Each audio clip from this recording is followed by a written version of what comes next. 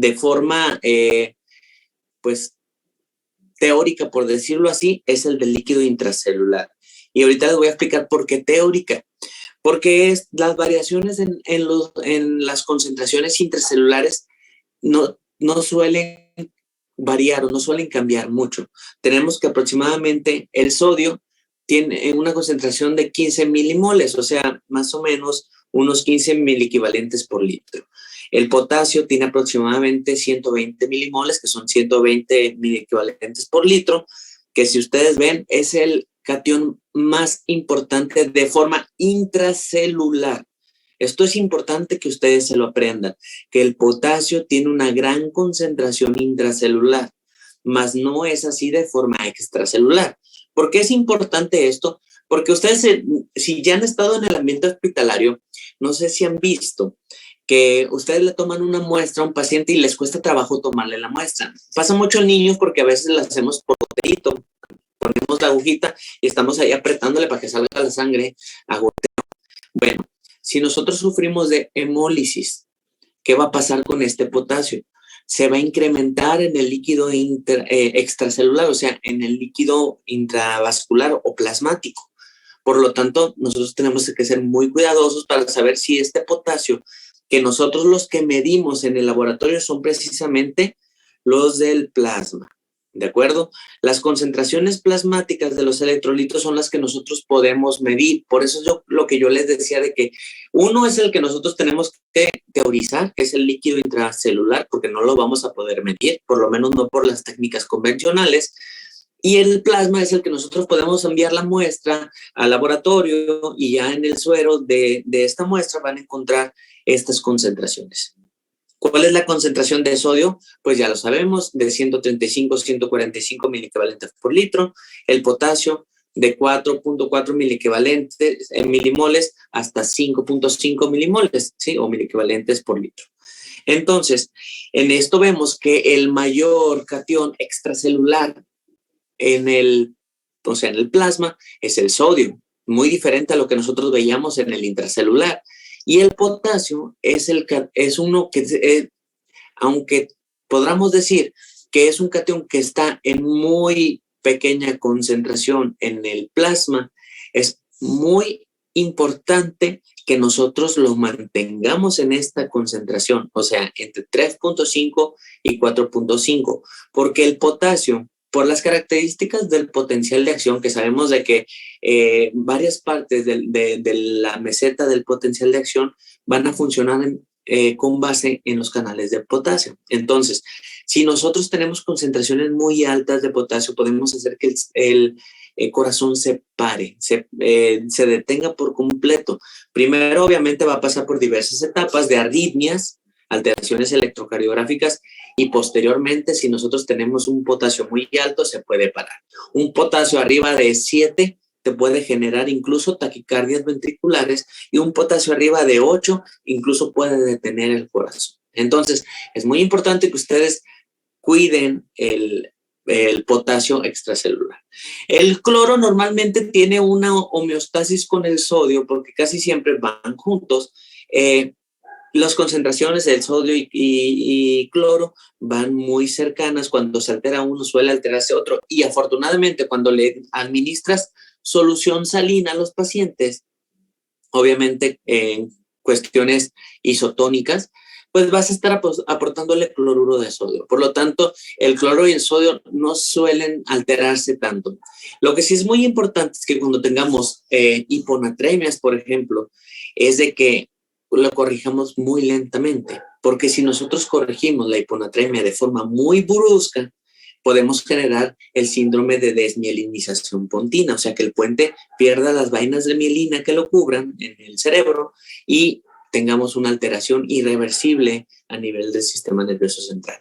Tú puedes llegar a convulsionar y a tener edema cerebral por sustituir muy rápido o por corregir muy rápido el sodio. Las correcciones de electrolitos esas las vamos a dejar en otro momento porque el objetivo ahorita es que ustedes sepan utilizar los líquidos intravenosos y ustedes puedan con total tranquilidad y seguridad poner y dar una indicación de una solución a un paciente pediátrico con las cantidades adecuadas de electrolitos y que no se nos vaya a pasar estos iones que les estoy explicando tan importantes para mantener la homeostasis del cuerpo. Entonces, es más fácil utilizar el sodio que corregir el potasio. El potasio normalmente, como ya les expliqué, es más susceptible a que pequeñas variaciones en sus concentraciones te generen grandes problemas. Por ejemplo, si tú tienes 135 de sodio y de repente tienes 145 al día siguiente, pues tú dices, no pasa nada. O sea, aunque sean 10 de diferencia de un día a otro, ni te preocupas. Dices, bueno, están todavía dentro del rango normal. Pero si tú tienes 4.5 un día y al día siguiente tienes 8 de potasio, te asustas. Ahí sí dices, algo tenemos que hacer. Primero corroboras que tu muestra estuvo bien tomada, porque, como ya les dije, hemólisis es igual a hiperpotasemia. Se te sube el potasio cuando tú rompes eritrocitos. Es el mismo fundamento por el cual hay hiperpotasemia cuando tienes algunas enfermedades, por ejemplo, que tienes rabdomiólisis durante el ejercicio. Sí, se te eleva el potasio porque se rompen las células del músculo y el músculo pues tiene, como ya vimos, todas las células, incluso las células del potasio intracelulares, pues van a tener ya sea células musculares, eritrocitos, pues una concentración bastante alta de potasio dentro de la célula. ¿Hicieron una pregunta? Sí, claro. Vamos a contestarla. Déjame leerla primero. Preguntan, ¿puede repetir porfa lo del sodio y la desmielinización? Claro que sí. Lo que pasa es de que si tú corriges de forma muy rápida, voy a ponértelo así, un punto de severidad. Si corriges más de 10 miliequivalentes de sodio en 24 horas, corres el riesgo de desmielinización. O sea, lo ideal o lo que se recomienda es que no repongas más de 10 miliequivalentes de sodio en 24 horas. Hay literatura que te menciona 24 miliequivalentes en 24 horas, o sea, 1 miliequivalente por hora. Sí, lo van a encontrar por diversas cuestiones de seguridad y más por el tipo de soluciones que se suelen utilizar en los hospitales. Se recomienda pues irte lento. Si tienes, por ejemplo, 120 en 24 horas, tu objetivo va a ser que no pases de los 130. Si se te pasa 131, 132, 133, pues no hay tanto problema porque te digo que muchos estudios, aunque se han sacado, han puesto que tenemos un límite hasta de 24 en 24 horas. Pero yo sí les recomiendo de que si van a reponer el sodio, pues lo repongan no más de 10 mil equivalentes en 24 horas, porque de lo contrario corren el riesgo de que se pierda la vaina de mielina que cubre a las neuronas, ¿sí? A los axones de las neuronas, y por lo tanto a eso se le llama síndrome de desmielinización, que es más frecuente en la parte del cerebro que es el puente. Por eso se llama síndrome de desmielinización continua, ¿sí? O mielinolisis pontina, que es lo mismo. Desmielinización y mielinolisis es exactamente lo mismo, ¿de acuerdo? Entonces ya entendieron por qué los electrolitos tenemos que ser muy cuidadosos. El sodio es tan importante como el potasio, pero sí nos da un poquito más de margen de manejarlo en el líquido intravascular. Además de que los riñones son muchísimo más aptos e inteligentes para poder regular las concentraciones de sodio, no así las de potasio, ¿de acuerdo? Se les hace mucho más fácil a los riñones por todas las hormonas que tenemos, ya saben, la antidiurética, la natriurética, todo lo que tiene para la regulación del sodio. En cambio, el potasio no es tan fácil de excretar. Por eso es que cuando tenemos una hipercalemia, o hiperpotasemia, como algunos libros lo ponen, la hipercalemia se utiliza diurético, por ejemplo, furosemida, para forzar la diuresis y de esta manera excretemos el potasio que tenemos de más, ¿de acuerdo? Entonces, es algo muy fino que tenemos que ir aprendiendo, que tenemos que ir manejando. Mi objetivo ahorita es que ustedes ya lo tengan presente cuando ustedes vayan a elegir las soluciones intravenosas en sus pacientes. Muy bien. Déjame acomodo esto. Listo. El agua corporal total varía con la edad, varía con el sexo y lo más importante es de que ustedes puedan establecer las pérdidas de agua que un paciente puede tener antes de chocarse. Mientras más pequeño es el ser, o sea, mientras más recién nacidos estés, tu peso, tu porcentaje de agua corporal con respecto al peso total corporal va a ser mayor. Estamos hablando que, por ejemplo, en prematuros extremos, tenemos un porcentaje del peso corporal total en agua arriba del 90%. Conforme van pasando las semanas de gestación, vamos perdiendo agua corporal total. Cuando ya nacemos, podemos encontrar hasta un 75% del agua corporal total. Entre los 6 y 12 meses ya disminuye hasta 60%, que es más o menos lo que encontramos durante el resto de nuestra vida.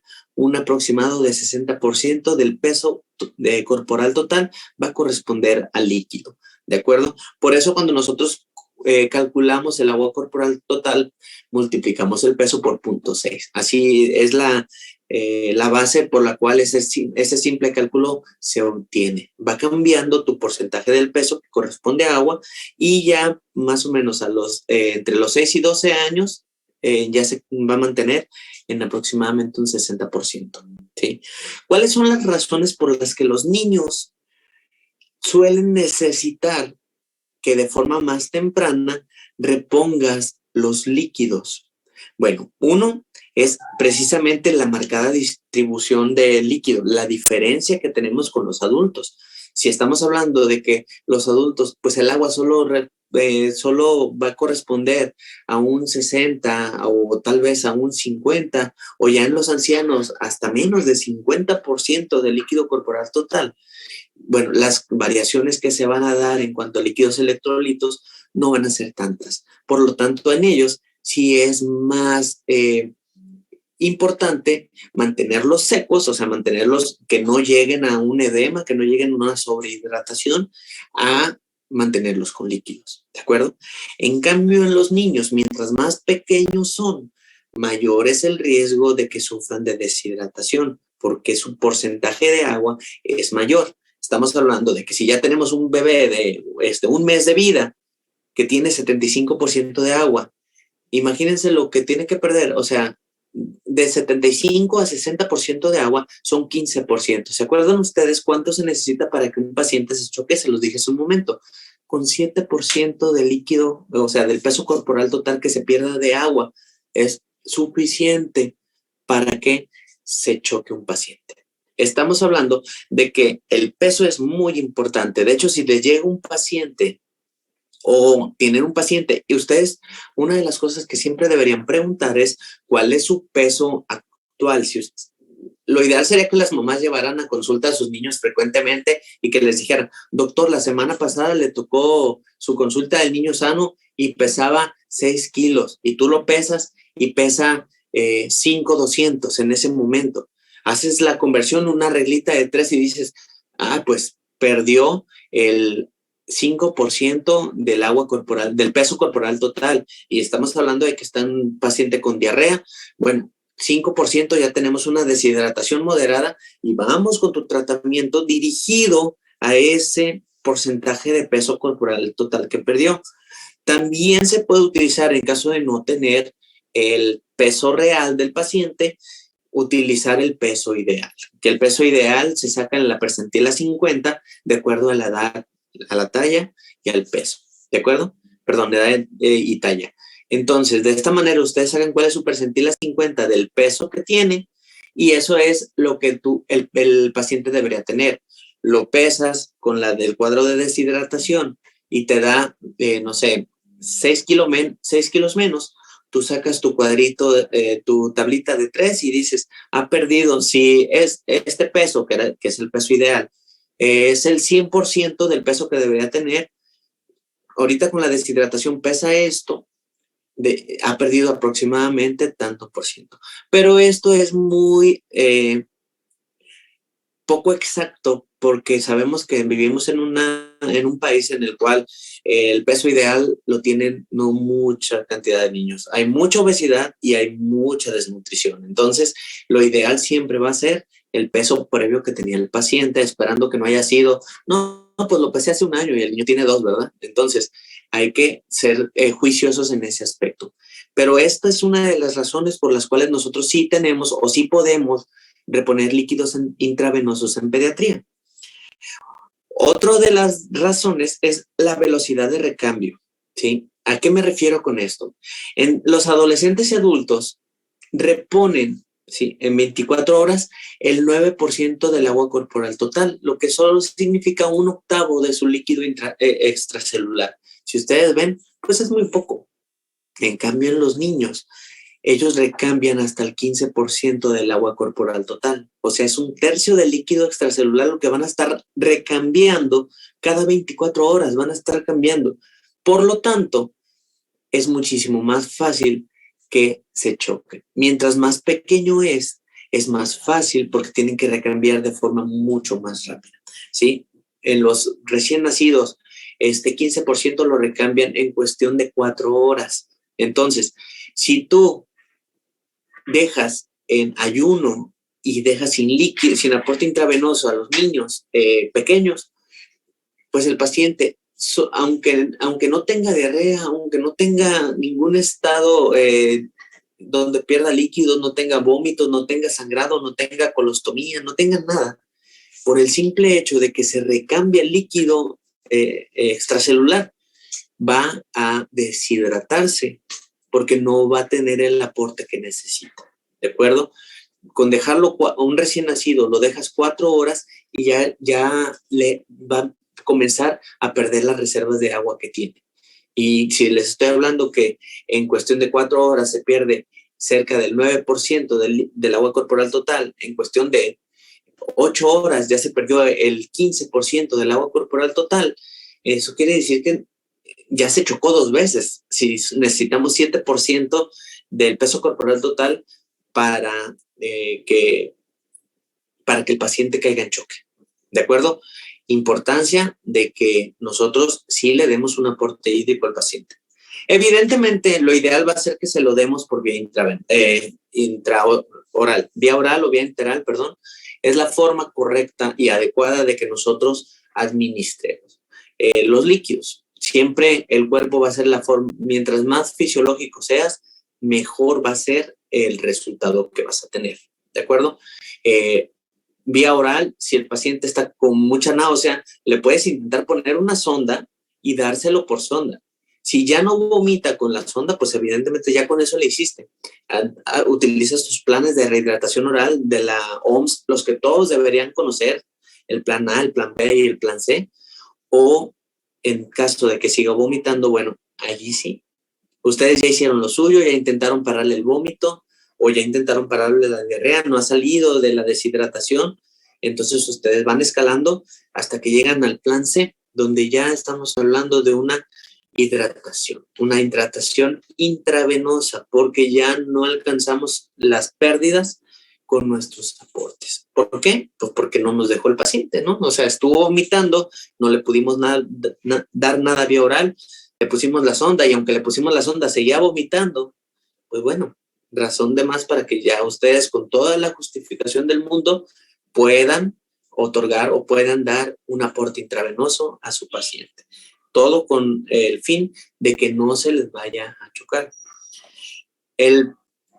Mi objetivo ahorita no es enseñarles planes de hidratación, mi objetivo es que ustedes sepan calcular soluciones, ¿de acuerdo? Los trastornos, bueno, que causan un incremento en las pérdidas en los niños son muchísimo más frecuentes y normalmente con una mayor intensidad. Como dice ahí, son más acentuados, ¿de acuerdo? Entonces, cuando un niño tiene diarrea de veras, o sea, sí se vacían con diarrea. Pueden estar en cuestión de un día, un paciente totalmente hidratado puede estar en choque por diarrea que tuvo 6 evacuaciones en todo el día, pero fueron evacuaciones con muchísima cantidad en pérdida de líquidos, ¿de acuerdo? O podemos tener un estado de vómito en el cual cualquier intoxicación lo puede tener vómito, y no solamente están perdiendo líquidos, sino que también pues no los estás pudiendo hidratar, ¿sí? En esos casos en los que los vómitos son incoercibles, o sea que no los logramos detener, los vómitos tienden a empeorarte más que la diarrea, porque la diarrea por un lado está saliendo, pero por el otro lado estás metiendo líquidos. Entonces, en esos casos es un poquito más sencillo el tratamiento. En cuestión de vómitos sí nos cuesta un poco más de trabajo y ustedes ya lo irán viendo de que es bastante más complicado que ustedes puedan aportar los líquidos necesarios en un paciente que te los está vomitando. Y en esos casos, aunque tú le des ondansetron, o aunque tú les des difenidol o metoclopramida, aunque se las inyectes, pueden llegar a seguir vomitando y pues tu objetivo es mantener hidratado al paciente. Sabemos que todas las gastroenteritis, todo ese tipo de infecciones, su tratamiento es precisamente hidratar al paciente, mantenerlo hidratado, ¿de acuerdo? Muy bien. Otra razón muy importante en cuanto a la diferencia entre los niños y los adultos es la fisiología renal, ¿de acuerdo? Los riñones de los niños no son tan buenos para concentrar la orina. Si no concentras bien la orina, pues evidentemente necesitas mayor cantidad de uresis para que para que regules las concentraciones. Eso quiere decir que un lactante va a concentrar aproximadamente 100 miliosmoles por litro. Y un adulto puede sin ningún problema concentrar hasta 1200 miliosmoles por litro. O sea, puede mantener una cantidad de líquido muchísimo más alta dentro del cuerpo porque no es necesario que tiremos agua para mantener una concentración en la orina. O sea, el riñón la concentra, avienta orina más concentrada y retiene líquido sin problema. En cambio, el lactante no. El lactante necesita, para mantener la concentración de orina, pues necesita estar tirando mayor cantidad de líquidos. ¿De acuerdo? Esa es otra de las razones importantes por las cuales pues, un niño va a requerir más líquidos que un adulto. Ahora sí ya vamos a entender lo que es el balance hídrico. Todos los niños, porque pues obviamente yo como pediatra les estoy enseñando eso, van a requerir una cantidad de líquidos de mantenimiento. Esta cantidad de líquidos se le tiene que aportar sí o sí. Como ya sabemos, idealmente debe de ser de forma oral, lo más fisiológico posible, pero bueno, ustedes tienen que valorar cuánto está ingresando y cuánto se está perdiendo. Tenemos dos tipos de pérdidas. Las pérdidas sensibles, que son todas las que ustedes pueden contar, ya sea, por ejemplo, la orina, la diuresis, obviamente, y las heces, el gasto fecal. Entonces, ustedes pueden contar eso, o si tuvo sangrado, tuvo un procedimiento quirúrgico y sangró, no, pues sangró 200 mililitros. Pesé las gasas y eso fue lo que sangró. Entonces, todas esas que son cuantificables se les denominan pérdidas sensibles. Tenemos las otras que son las pérdidas insensibles. Las pérdidas insensibles son las que se pierden por la piel, por la regulación térmica y por la respiración, que cuando nosotros exhalamos, estamos sacando aire, ¿de acuerdo? Entonces, estas no vamos a poderlas cuantificar. Entonces, vamos a tener que calcularlas. Y cuando ustedes hagan su balance de líquidos, pues obviamente es algo que tienen que ustedes contemplar. Los niños requieren agua tan solo para el crecimiento. O sea, pueden nosotros, por eso es importante que pues tengamos un aporte basal de líquidos, porque un recién nacido que gana 25 a 30 gramos cada día de peso, si tú no le das el líquido que necesita, aparte que se te va a chocar o no le das el aporte adecuado, que son mínimo los 20 mililitros por kilo por día que se necesitan, o tiene ese balance negativo de 20 mililitros por kilo por día, pues vamos a tener que este paciente le va a costar trabajo ganar peso. Es muy importante que ustedes entiendan esto porque muchas veces, por ejemplo, en los pacientes que están en incubadora y cierra y abre la incubadora, se pierde algo que se llama ambiente térmico neutro. Los pacientes pequeñitos que todavía están en crecimiento y desarrollo, por ejemplo, nacieron pesando 1,800 kg y quieres que ganen peso para poderlos sacar de la incubadora, si no los mantenemos en un ambiente térmico neutro, van a estar perdiendo agua por la piel. Al intentar regular temperatura, van a estar perdiendo más líquido. Por lo tanto, no van a poder ganar peso solamente porque se te están enfriando. ¿De acuerdo? Porque están incrementando las pérdidas insensibles y por lo tanto no va a tener el aporte adecuado de líquido. Esto es muy importante para todos los niños mientras más pequeños, ¿de acuerdo? El cálculo de las pérdidas insensibles va a variar de acuerdo precisamente a la edad del paciente. Si ustedes ven aquí, tenemos un paciente que pesa aproximadamente entre 750 y 1 kilo de peso, o sea, prematuritos, ¿sí? Las pérdidas insensibles se incrementan hasta 64 mililitros por kilo por día. Imagínense eso. Si un niño requiere aproximadamente al nacer unos 80 mililitros por kilo por día, solo de pérdidas insensibles, sin contar orina, sin contar gasto fecal, está perdiendo 64. O sea, de los 80 que necesita, pierde por la piel 64 mililitros kilo día. ¿Ven lo importante que son las pérdidas insensibles? En cambio, un niño ya de término, que pesa ya más de 2,5 kilos, estamos hablando que las pérdidas insensibles por día se acercan a los 20 mililitros kilo día. Ya no nos preocupa tanto, ¿verdad? ¿Por qué creen ustedes que cuando nace un paciente, un bebé, un prematuro, lo metemos en bolsas de plástico literal, ¿eh? No es de que, no, bolsas Ziploc, metemos al bebé en la bolsa Ziploc y luego lo envolvemos con una manta para mantener la temperatura. ¿Por qué? Porque de lo contrario va a perder muchísimo líquido y en cuestión de menos de 1 hora el paciente ya se chocó por frío, o sea, por pérdidas insensibles. Entonces, importante que nosotros cuidemos y vigilemos todo esto. ¿De acuerdo? Entonces, ¿cuáles son los factores que van a afectar las pérdidas insensibles? Pues hay muchos. La temperatura, como ya les expliqué lo de las incubadoras, la temperatura corporal, obviamente, si tú tienes fiebre, pues vas a tener una mayor pérdida de líquido, ¿sí? La humedad ambiental, las lesiones dérmicas, por ejemplo, los grandes quemados o los quemados en general. Si tú tienes zonas de tu piel expuestas, vas a perder por esa parte muchísima mayor cantidad de líquidos. Entonces, tus pérdidas insensibles van a incrementar. Todo esto se los digo para que ustedes lo tomen en cuenta, ¿sí? Defectos congénitos de la piel, la onfalocele, cualquier defecto que exponga tus intestinos, pues evidentemente vamos a tener mayor pérdida de líquidos. La cuna radiante, cuando pones a los bebecitos en la cuna radiante, por eso no debes de ponerlos durante mucho tiempo en la cuna radiante porque vas a también poder deshidratarlos. El uso de fototerapia, ¿sí? Y lo que les decía aquí abajo, mira, que la cubierta plástica reduce hasta un 10 a 30%. Esto no me lo inventé, ¿eh? De hecho, esto está en tanto en el RENEO, está en el PALS y está en las guías de práctica clínica de CENETEC. En todos lados lo van a encontrar. Entonces, no hay razón para que ustedes no conozcan esta información. A ver, ahora sí, veo que hay una pregunta, voy a leérselas.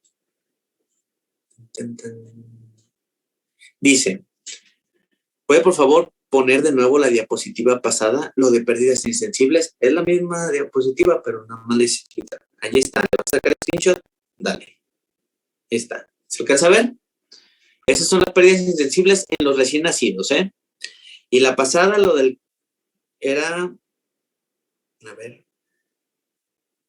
¿Esto? No, esto era, sí, yo creo que te referías a eso, ¿no? Perfecto. Y entonces ya les mostré lo de las pérdidas insensibles de agua en recién nacidos. Muy bien. Siguiente diapositiva. Aquí está la formulita. No hay mucha ciencia, la verdad. Es para niños lactantes, recién nacidos. Si están menos de 3 kilos de peso, sí les recomiendo que utilicen lo que les mostré en la diapositiva pasada, de que vayan de acuerdo al peso del paciente. Pero si son recién nacidos de término, hasta los lactantes, 0.5 por el peso es lo que van a tener en 24 horas. ¿De acuerdo? Esos son sus pérdidas insensibles. O sea que si pesa, digamos, 5 kilos, 5 por 0.5, 2.5 por 24, y ya esas van a ser tus pérdidas insensibles por 24 horas. Y si ya es un paciente pediátrico, o sea, mayor de 10 kilos de peso, para que se les haga más fácil entenderlo, es 10 sacas la fórmula de metro cuadrado de superficie corporal, que ahorita se las voy a explicar, no se preocupen. O bueno, de una vez se las pongo. Déjame ver a ver si funciona ya esta cosa. No funciona. Y sí lo cargué, ¿eh? Bueno, creo que puedo mover aquí.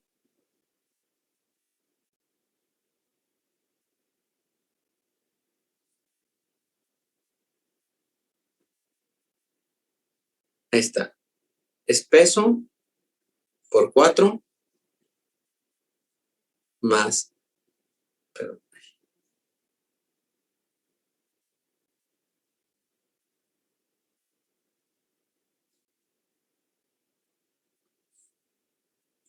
peso por 4 más 7 entre peso más 90. Esa es la fórmula para sacar la superficie corporal. Con eso ya en los mayores de 10 kilos van a poderla sacar y ya 600 por tu superficie corporal, y esos van a ser los líquidos, ¿sí?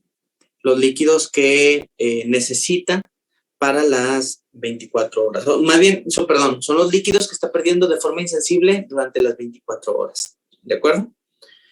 Duda con la formulita esta, peso por 4 más 7 entre peso más 90. Esta es la forma con la que ustedes saben cuánto está perdiendo. Esto se lo van a sumar a la uresis, esto se lo van a sumar al gasto fecal, y eso va a ser la cantidad de líquidos que está perdiendo al día el paciente. Y obviamente tienen que ustedes hacer su balance, que serían los ingresos.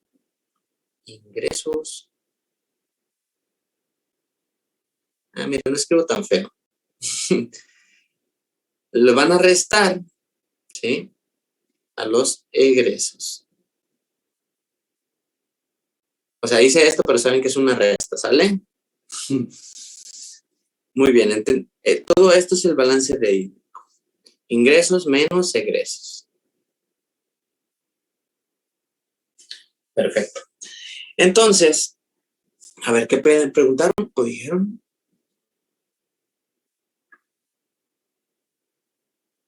Mencionan, dice, quizá tenga que vincular su pencil o desconectar Bluetooth y volver a conectarlo. Ok. Solo para menores de 10 kilos son los otros que les mencioné. O sea, esta, la 0.5 por peso por 24 para menores de 10 kilos y 600 por metros cuadrados de superficie corporal para mayores de 10 kilos. ¿Sale? Muy bien. A ver. Entonces, supongo que es aquí. Desconecto el Bluetooth. Si me desconectan es culpa de ustedes, de Hiram. A ver.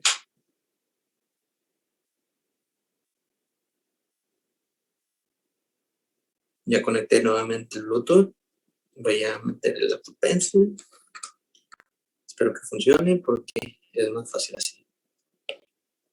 Veamos.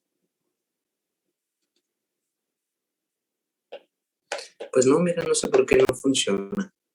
Y si tiene carga, ni modo. No importa, ya vieron que no escribo tan feo con el dedo. Ahí se está cayendo esto. Muy bien, entonces vamos a continuar.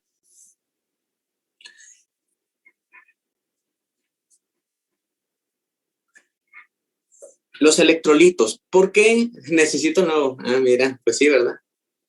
Con el siguiente curso lo voy a comprar, a ver.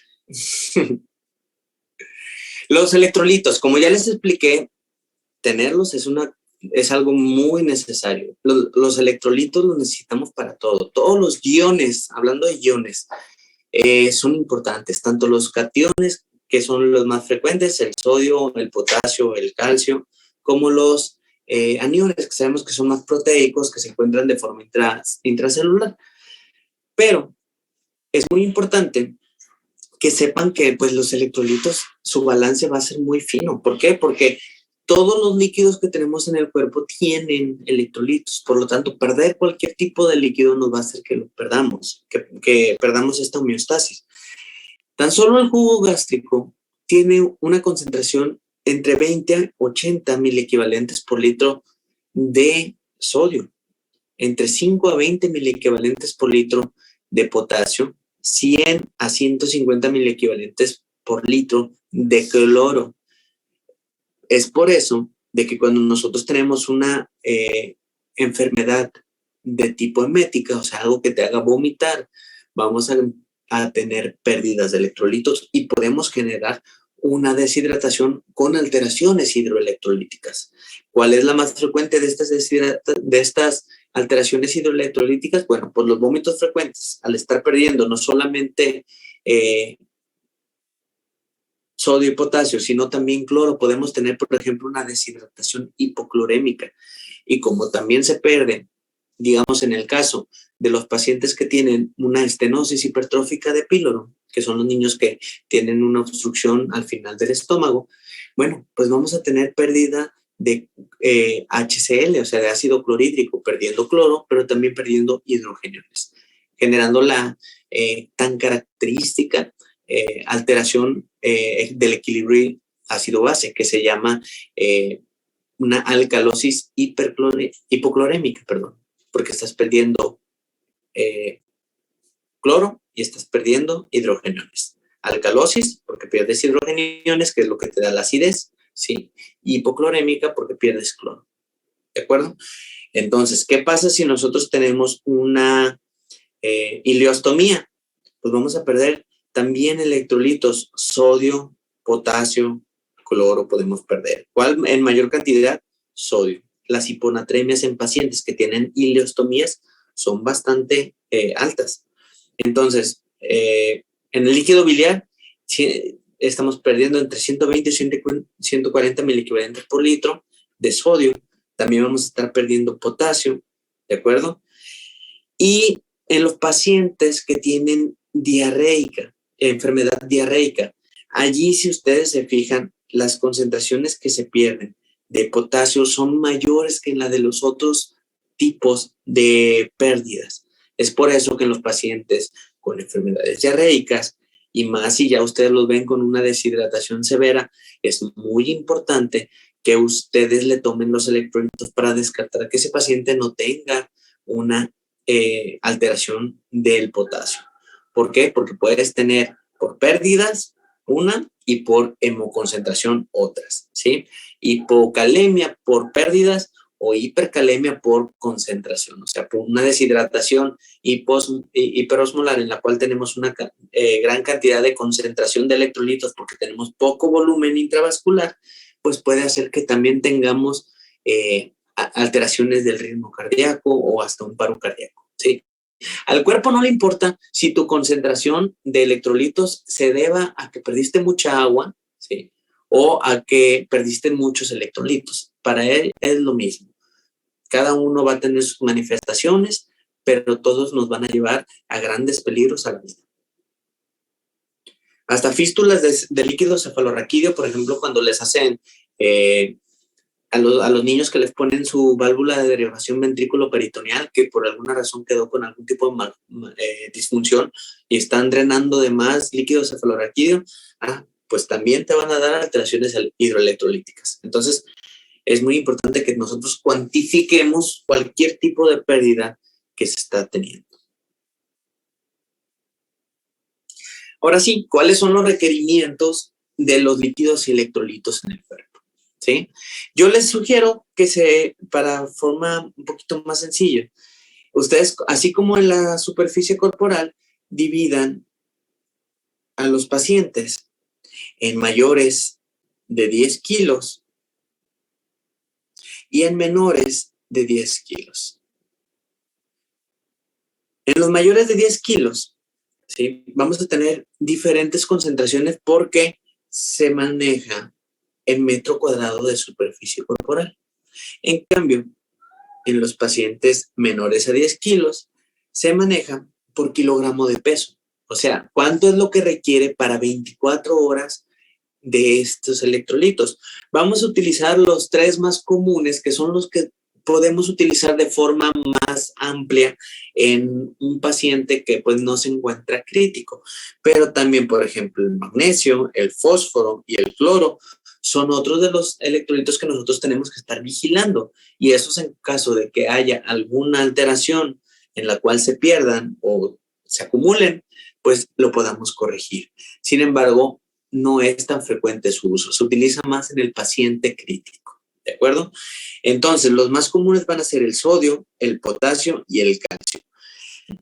En los niños menores de 10 kilos, la concentración de sodio va a ser de aproximadamente 3 a 5 miliequivalentes por kilo por día. El potasio entre 2 y 4 miliequivalentes por kilo por día. Y el calcio entre 100 a 200 miligramos por kilo por día. El hecho de que se calcule en miligramos va a ser muy similar a lo que se necesita en el mayor de 10 kilos. Por lo tanto, esta operación se realiza igual tanto en los menores de 10 años como en los mayores de 10 años. Aunque sí se sugiere no pasarse de 3 gramos de calcio al día. ¿De acuerdo? Entonces, si tu paciente pesa 30 kilos, si quieres calculárselo a 100, pues te vas a pasar de los 3 gramos, ¿verdad? Entonces, eso es lo que tú debes de evitar pasar al día como máximo de calcio. En los pacientes más chicos, pues es más fácil regular. Si pesa solamente 5 kilos, pues le vas a estar dando 500 miligramos, de calcio y no hay tanto problema. Entonces, en los cuales ustedes van a tener un poquito más de que regular, pues es el sodio y el potasio. En específico en los recién nacidos y en los lactantes menores. ¿Por qué? Porque en los pacientes mayores de 10 kilos, el que sí nos va a interesar regular bien va a ser el potasio.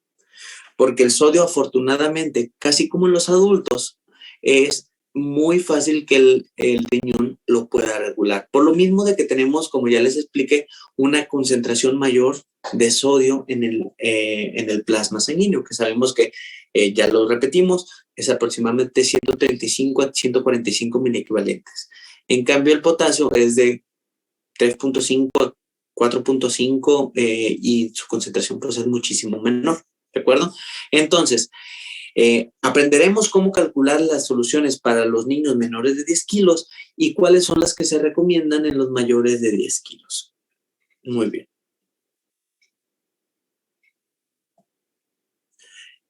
¿Cuáles son las soluciones que tenemos disponibles para realizar nosotros nuestras correcciones, nuestros aportes?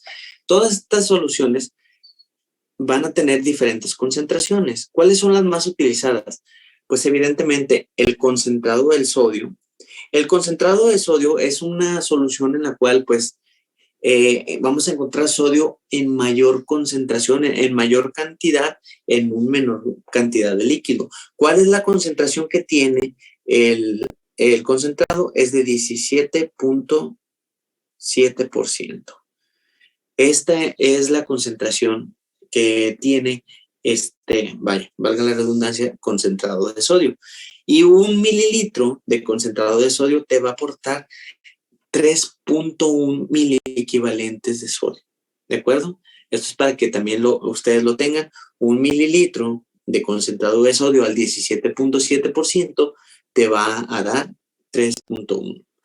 En la solución salina, 0.9%, que es la solución, entre comillas, fisiológica, porque pues obviamente si no contiene ningún otro tipo de electrolito, pues no se puede considerar fisiológica, ¿verdad? Pero es la más isoosmolar que hay de las soluciones salinas. Tiene una osmolaridad de cerca de 300 milismoles por litro, que es la osmolaridad normal, entre 280 a 310. Por lo tanto, se le considera una solución salina isotónica. ¿Sí? Entonces, es al 0.9%, donde 100 mililitros te va a aportar 15.4 miliequivalentes. Eso quiere decir que 1 mililitro es igual a 0.154 miliequivalentes de sodio. Esto nos va a servir al momento de que hagamos los cálculos, ¿de acuerdo? Ahorita, de que 1 mililitro de esta solución te va a servir para eso. La solución hipertónica al 3%, esa no la encontramos en el mercado, la tenemos que hacer.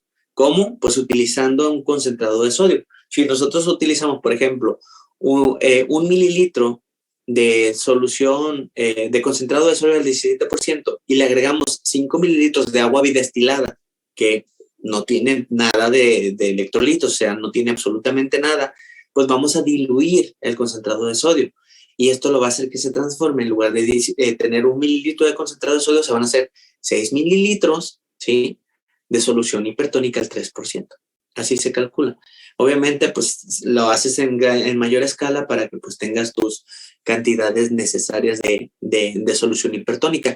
La solución hipertónica se utiliza más que nada, por ejemplo, en pacientes que tienen alteraciones hidroelectrolíticas como de tipo hiponatremia, que tú la vas a utilizar para corregir a largo plazo, o en pacientes que necesitas, por ejemplo, mantener una osmolaridad mayor en el cerebro y evitar edema cerebral, por ejemplo, en el traumatismo craneoencefálico o síndrome de hipertensión intracraneal, de acuerdo a la solución hipertónica, lo que se utiliza, o el manitol, pero bueno, ese ya es otro punto.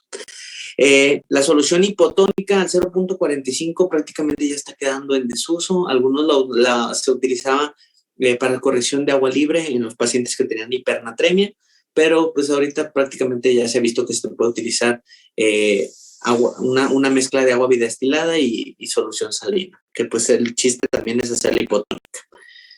No se corrige de igual forma rápida porque pues podemos generar edema cerebral, pero el chiste es que ustedes conozcan que pues jugando con tus concentraciones y haciendo tus cálculos adecuados en cuanto a reglitas de 3, vas a poder utilizar diferentes graduaciones de soluciones salinas. Las que tenemos a disposición, ¿sí? Es el concentrado de sodio al 17.7% y la solución salina al 0.9%. A ver, preguntaron. Déjame ver las preguntas. Primero preguntaron, ¿es más frecuente encontrar deshidratación tipo hipo o hiperosmolar en pacientes nefrópatas? Hablando de un estadio 5. Bueno, en realidad cuando tenemos un estadio 5 vamos a hablar de que tenemos de lesión renal. Normalmente tenemos dilutivas, o sea, hay mayor dilución, por lo tanto son hipoosmolares. Y en esos casos la deshidratación pues va a ser intravascular, aunque es muy poco probable que se te presenten deshidrataciones de este tipo en un padecimiento en el cual pues no estás perdiendo agua, el agua se está reteniendo. Entonces, sí puede haber una dilución, sí puedes tener alteraciones hidroelectrolíticas como hiponatremia, pero normalmente son dilucionales, ¿de acuerdo? ¿Por qué? Porque pues, la osmolaridad va a estar disminuida al retenerse el líquido intravascular. Siguiente pregunta, dicen, doctor, ¿nos puede enseñar nuevamente cómo se realiza la solución hipertónica? Sí, por cada mililitro de solución de concentrado de sodio al 17.7% se utilizan 5 mililitros de agua bidestilada y de esa manera van a lograr una solución de aproximadamente 3.1%. Muy bien. La siguiente que tenemos aquí son las soluciones glucosalina, ¿sí? 1,3, en el cual vamos a tener, cada 100 mililitros va a tener 5.1 miliequivalentes de sodio. En ese caso, pues es una solución que se encuentra con mayor cantidad de sodio y la cual lo podemos utilizar para corrección de hiponatremia también, ¿de acuerdo? En esta, pues tenemos que tener nada más cuidado de que no se nos vaya a alterar la glucosa. Normalmente se utiliza, por ejemplo, una parte de solución glucosada al 5% y 3 partes de solución salina al 0.9%. Bicarbonato de sodio se utiliza para pues, correcciones del equilibrio ácido-base y tenemos que 10 mililitros te aportan 8.9 miliequivalentes de bicarbonato, ¿sí? Muy importante que ustedes vean esto porque muchas veces cuando corrigen bicarbonato, ustedes hacen su cálculo y su cálculo es de miliequivalentes, no de mililitros. Y digamos, le sale en la formulita, no sé, 5 miliequivalentes y le pasan 5 mililitros de bicarbonato de sodio, cuando pues no, evidentemente no es lo mismo, son diferentes fórmulas que tienen, ¿de acuerdo? Las ámpulas de KCl son muy importantes que ustedes vean esto. Hay 2 tipos y en sus hospitales pueden tener de las 2 o alguna de ellas en específico. Y como ya les dije, el potasio es un medicamento de alto riesgo, es un electrolito de alto riesgo. Por eso su etiqueta es una etiqueta roja, ¿de acuerdo? 1 mililitro de una ámpula de 5 mililitros, o sea, en concentración, te va a dar 4 miliequivalentes de potasio.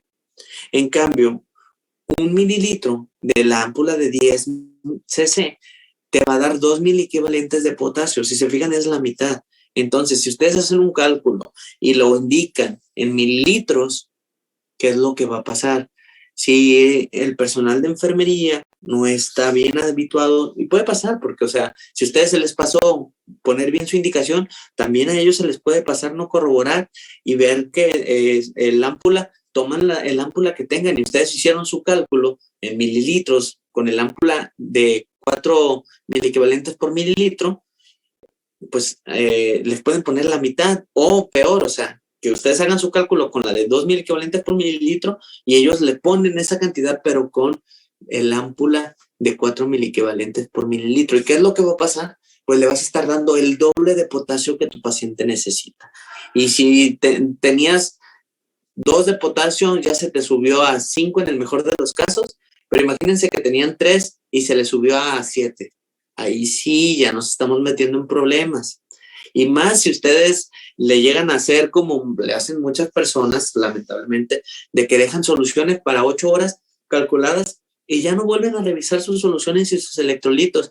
Y se lo revisan y el paciente empieza con arritmias y nadie sabe por qué. Y bueno, han estado preparando durante los últimos 2 o 3 días la misma solución, las mismas soluciones de base, y ya tienes alteraciones con un potasio de 8 y tu paciente está a punto de hacer una taquicardia ventricular si bien te van, si no es que ya se paró. ¿De acuerdo? Entonces es muy importante que ustedes vean esto en sus hospitales, en sus clínicas, cuál es la presentación de potasio que ustedes tienen. Y para terminar con estas, pues el gluconato de calcio, que también es muy importante, donde 1 mililitro es igual a 100 miligramos, ¿sí? Casi siempre, como ya les dije y como yo se los voy a enseñar ahorita, es calcular por miligramos el calcio. Es muchísimo más sencillo y ustedes van a darse cuenta por qué, ¿sale? Entonces, tanto en niños como en pacientes recién nacidos, pues el cálculo es similar. Y el calcio es muy importante porque el calcio lo necesitamos para todas las conducciones eléctricas. Entonces, yo como cardiólogo les digo, o sea, a mí si llevan un paciente y no se han percatado de que está en una hipocalcemia y dicen, no, es que tiene datos de insuficiencia cardíaca. Si no corriges el calcio, el paciente no va a tener una buena función contráctil. ¿De acuerdo? Entonces tienen que tener un buen aporte de calcio en todas sus soluciones cuando el paciente lo requiera, porque obviamente si tienes hipercalcemia, porque puede pasar, pues en ese caso no deben de ponerle. Pero en el resto de pacientes tienen que asegurarse de que tengas un buen aporte que sustituya las pérdidas de calcio que tenemos. ¿De acuerdo? Preguntan.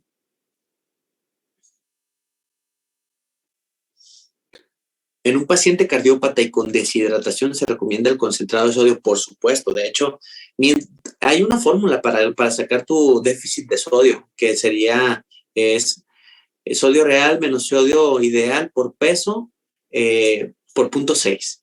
Esos son los miliequivalentes que debes de reponer, no más de 10 miliequivalentes. O sea, tu sodio ideal no debe ser mayor a 10 de tu sodio real o sodio problema, que es el sodio del paciente. Esto lo multiplicas por peso y por 0.6 y eso van a ser la cantidad de miliequivalentes que debes reponer en 24 horas. Ahorita pues no es el punto aprender a corregir el sodio, pero bueno, esta concentración que debes de poner, la debes de poner en concentrado de sodio, de hecho, porque pues, si la pones tú en solución salina 0.9%, digamos, si le necesitas poner 10, le necesitas poner al paciente 20 mil equivalentes en 24 horas para llegar a tu corrección, ¿sale? Imagínate que se lo quieras corregir con la solución salina al 0.9%. Si te digo que 1 mililitro tiene solo 0.154 mil equivalentes, ¿cuántos mililitros le tendrías que poner para reponer todos los mil equivalentes que necesita el paciente? Es un montón de líquido que tú le tendrías que reponer, ¿de acuerdo? Imagínate ahora uno que pesa 15, 20 kilos, ¿sí? Y tú le necesitas reponer ya 100 mil equivalentes de sodio. Estamos hablando de cuánto líquido le tendrías que poner en solución salina. Por eso se utiliza el concentrado de sodio al 17.7 y ya nada más haces tu corrección. Obviamente es un tema aparte, es un tema que pues en otros momentos lo puedo dar hasta gratis ahí, no, sin problema. Un día nos ponemos de acuerdo y les doy corrección de sodio ahí en Instagram, ¿de acuerdo? Pero ahorita lo que quiero es que aprendan bien a cómo indicar sus soluciones. Disculpe, doctora, reponer potasio, ¿en cuánto tiempo es adecuado corregirlo, pasarlo? Depende de la gravedad. Afortunadamente el potasio no te genera este problema que te genera el sodio en cuanto al sistema nervioso central. Entonces, si tú tienes una hipocalemia severa, se lo puedes reponer en agudo. O sea, en 1 hora ya le pudiste pasar la solución para corregirlo. Normalmente se calcula la corrección a 1 miliequivalente por kilo. Entonces, no hay tanto problema con el potasio para reponerlo. Pero sí tienes que vigilarlo mucho. ¿Por qué? Porque, pues, como ya les dije, el potasio es de mucho cuidado. Pero no porque te genere, como el sodio, el síndrome de desmielinización pontina. Muy bien, a ver. En un paciente con reposición, ¿cada cuánto se le deben solicitar electrolitos de control? Qué excelente pregunta, ¿eh? Lo ideal es de que una vez de que tú estableces una corrección, o sea, inicias una corrección, le tomes electrolitos a las 4 o así, si mucho te tarda 6 horas. Eso es lo correcto que debes de hacer.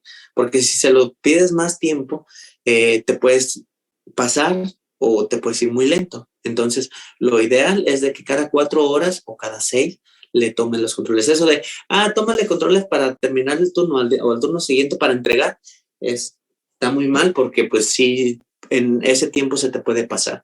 Y es muy importante, por ejemplo, en el sodio, en el que ya les expliqué lo del tiempo, en el cual tengas una cantidad adecuada de aproximadamente entre 0.5 y 1 miliequivalente por kilo por hora. ¿Sí? Perdón, 1 miliequivalente por hora. ¿Sale? No más. No más rápido, perdón. Muy bien. Entonces vamos a continuar. Esto es lo que les explicaba de las soluciones que tenemos, ¿sí? El resto de los que vienen aquí, pues es para que ustedes lo tengan, pero eso ya es para temas más avanzados. Oligoelementos, aminoácidos, los utilizamos nosotros los pediatras para las nutriciones parenterales. Son cálculos más avanzados que pues es importante también conocer, pero ahorita no es el objetivo que tenemos. Y las soluciones glucosadas es bien sencillo. Tenemos al 50, al 10 y al 5%. ¿De acuerdo? Al 50% es el concentrado, la solución glucosada concentrada. En esta, 100 mililitros tiene 50 gramos de glucosa. En la del 10%, pues tenemos 10 gramos de glucosa. En la del 5% tenemos 5 gramos de glucosa. Entonces, si nosotros lo transformamos en números porcentuales, quiere decir que la solución glucosada está al 50, está al 0.5. La solución al 10% está al 0.1. La solución al 5% está al 0.05. Esto también lo debemos de aprender para cuando calculemos 0.05, ¿sí? 0.1 y ¿dónde está la otra? Aquí, 0.5, perdón, y 0.1. Y no confundir esto, ¿no? 0.05 con 0.5, porque sí es muchísima diferencia entre 5 y 50%, ¿vale? Y lo vamos a ocupar para cuando nosotros calculemos la glucosa kilo minuto, que es la forma en la cual nosotros vamos a asegurarnos de que un paciente tenga un aporte de energía adecuada para sus funciones orgánicas o su gasto energético basal, que es lo que nosotros vamos a intentar poner. Obviamente, a no ser que sea una nutrición parenteral, cuando calculamos soluciones solamente queremos que se mantenga un gasto energético basal, nada más. No queremos que crezca con eso, no queremos que se nutra con eso, queremos mantener un gasto energético basal y que sus funciones vitales se mantengan bien. Y obviamente, cuando tenemos alteraciones de la glucosa, por ejemplo, hipoglucemias o hiperglucemias, tener una forma objetiva con la cual nosotros monitorizar cómo estamos cambiando nuestras funciones. Por ejemplo, tenemos una hiperglucemia y así lo tengas con, digamos, 180. pero lo tenemos con una glucosa kilo-minuto de 8. Bueno, pues la bajo, hago mi cálculo para bajar mi glucosa kilo-minuto en mis soluciones en lugar de 8. La bajo a 6, o la bajo a 5, la bajo a 4, a mi gusto y a mi parecer, o sea, con base en mis metas y mis valoraciones de glucosa. Y vamos a ir disminuyendo cada vez, ¿de acuerdo? A ver, hacemos otra pregunta. Doctor, para los neonatos con taquipnea transitoria de recién nacido que quedan en ayuno, la solución glucosada a utilizar es del 50 o al 10%. Y si esto aplica para cualquier diagnóstico que implique ayuno para el paciente. Es muy variable. Esto va a depender totalmente del contexto clínico del paciente. Si solo tiene una taquipnea transitoria del recién nacido, en el cual vas a tener que dejar un ayuno, porque también, como neonatólogos saben, que no todos los pacientes con taquipnea transitoria se deben de dejar en ayuno, incluso pueden tener alimentación oral por sonda nasogástrica. Lo que tú tienes de ver es de que su polimnea o dificultad respiratoria no interfiera con la administración de líquido, no vaya a broncoaspirar, pero si le pones una sondita orogástrica, por allí le puedes estar administrando su alimentación de forma normal. Pero si lo que vas a utilizar es soluciones intravenosas, porque de plano, aparte de tener taquipnea transitoria, tiene intolerancia a la vía oral o enteral, en este caso, bueno, puedes utilizar sin ningún problema al 10%, porque con solución glucosada al 10% en los pacientes neonatos, puedes alcanzar la glucosa kilo-minuto normal, o sea, estamos hablando de entre 4 y 6 para los recién nacidos, sin ningún problema, ¿sale? Si quieres restringir líquidos, puedes utilizar solución glucosada al 50%, sí se puede.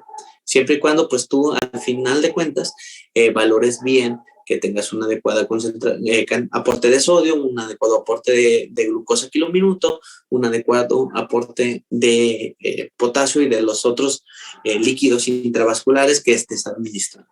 ¿De acuerdo? Entonces, si la pregunta es de que si tenemos que usar a fuerza una u otra, no, depende del contexto del paciente, porque como ya te dije, no todos los pacientes con taquipnea tienen que quedar en ayuno. Y dice si esto aplica para cualquier diagnóstico que implique ayuno para el paciente. Precisamente, cada uno de los diagnósticos puede variar. No es lo mismo un paciente recién nacido con una cardiopatía, por ejemplo, un conducto arterioso, en el cual se congestionen, ¿sí? En el cual tengamos que restringir los líquidos. Habitualmente los restringimos entre el 80%, entre el 80 y 100%, pero al 80% de lo que necesitan, ¿sí? Y entonces sí vamos a tener que hacer nuestro cálculo para que si le tenemos que quitar líquido, pues no utilicemos solución glucosada al 10%, sino solución salina. Normalmente, el que terminamos por restringir más es el concentrado, la solución salina. Por lo tanto, usamos nuestra solución glucosada al 10% normalmente, pero en lugar de utilizar solución salina 0.9%, utilizamos concentrado de sodio al 17.7%. Es mucho más fácil regular el sodio que estar cambiando la glucosa kilo-minuto cada ratito con solución glucosada, ¿sale? Entonces, yo sí les sugiero que mejor, si van a restringir líquidos, ustedes que pues lo utilicen como neonatólogos o como onco, pues que utilicen soluciones concentrado de sodio del 17.7%, obviamente con su aporte adecuado. Y fosfato de potasio, ¿cuántos milequivalentes de potasio daría? 2. Normalmente el fosfato de potasio da 2 milequivalentes por mililitro, al igual que el KCl de 2 milequivalentes por mililitro. Muy bien, bueno, hasta aquí llegamos con las preguntas que llevan. Vamos a la siguiente oración. Entonces, ahora sí, ¿cuánta agua le tenemos que poner? Ya vamos a llegar a lo bueno, ¿verdad? El método que casi siempre se ha utilizado, aunque tiende a sobreestimar el líquido, pero si tú lo utilizas bien y haces tu balance de hídrico y estás calculando los ingresos y egresos adecuadamente diario a tu paciente, no hay ningún problema que utilices Holiday Segar. El Holiday Segar es bastante sencillo de calcular, ¿sí? Simplemente vas a ir sumando mililitros. Si tu paciente ya recién nacido y hasta los 10 kilos, le vas a aportar 100 mililitros por cada kilo de peso. Esto es lo que requiere para 24 horas. ¿De acuerdo? Digamos, si pesa un kilo, pues le vas a poner 100 mililitros nada más. Si pesa 5 kilos, pues son 500 mililitros. Si pesa 10 kilos, pues es 1 litro, ¿sí?, de agua lo que necesita. Agua. Estamos hablando de agua. Ahora, ¿qué pasa? Que el paciente ya no pesa 10 kilos, ya pesa 11 kilos. Bueno, nos quedamos con esos 1000 que ya calculamos de 0 a 10 kilos, ¿sí? Los primeros 1000 ya están ganados. Si ya pesa más de, aquí lo voy a cambiar. Si ya pesa más de 10 kilos, ese litro ya se lo ganó. Ahora, bueno, por cada kilogramo de peso adicional, ¿sí?, le vamos a agregar ya no 100, sino 50 por cada uno. Entonces, si pesa 11 kilos, pues nada más está pasando 1 kilo. Entonces serían 100, 1000 más 50, pues 1050 mililitros. Si pesa 12, pues ya serían 1100 mililitros. Si pesa 15, 1250 mililitros, ¿sí?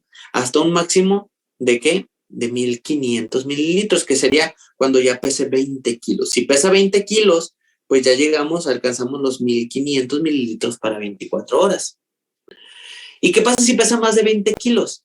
Bueno, ya no serían 50 mililitros por cada kilo adicional, serían solo 20 mililitros por cada kilo adicional. O sea que si pesa 21 kilos el paciente va a tener 1500 más 20 mililitros más, o sea, 1520 mililitros. ¿Sí? Si pesa 22, 1540. Si pesa 23, 1560. Y así, simplemente, se sigue calculando de acuerdo al peso. ¿Sí? Este es el Holiday Sega al 100%.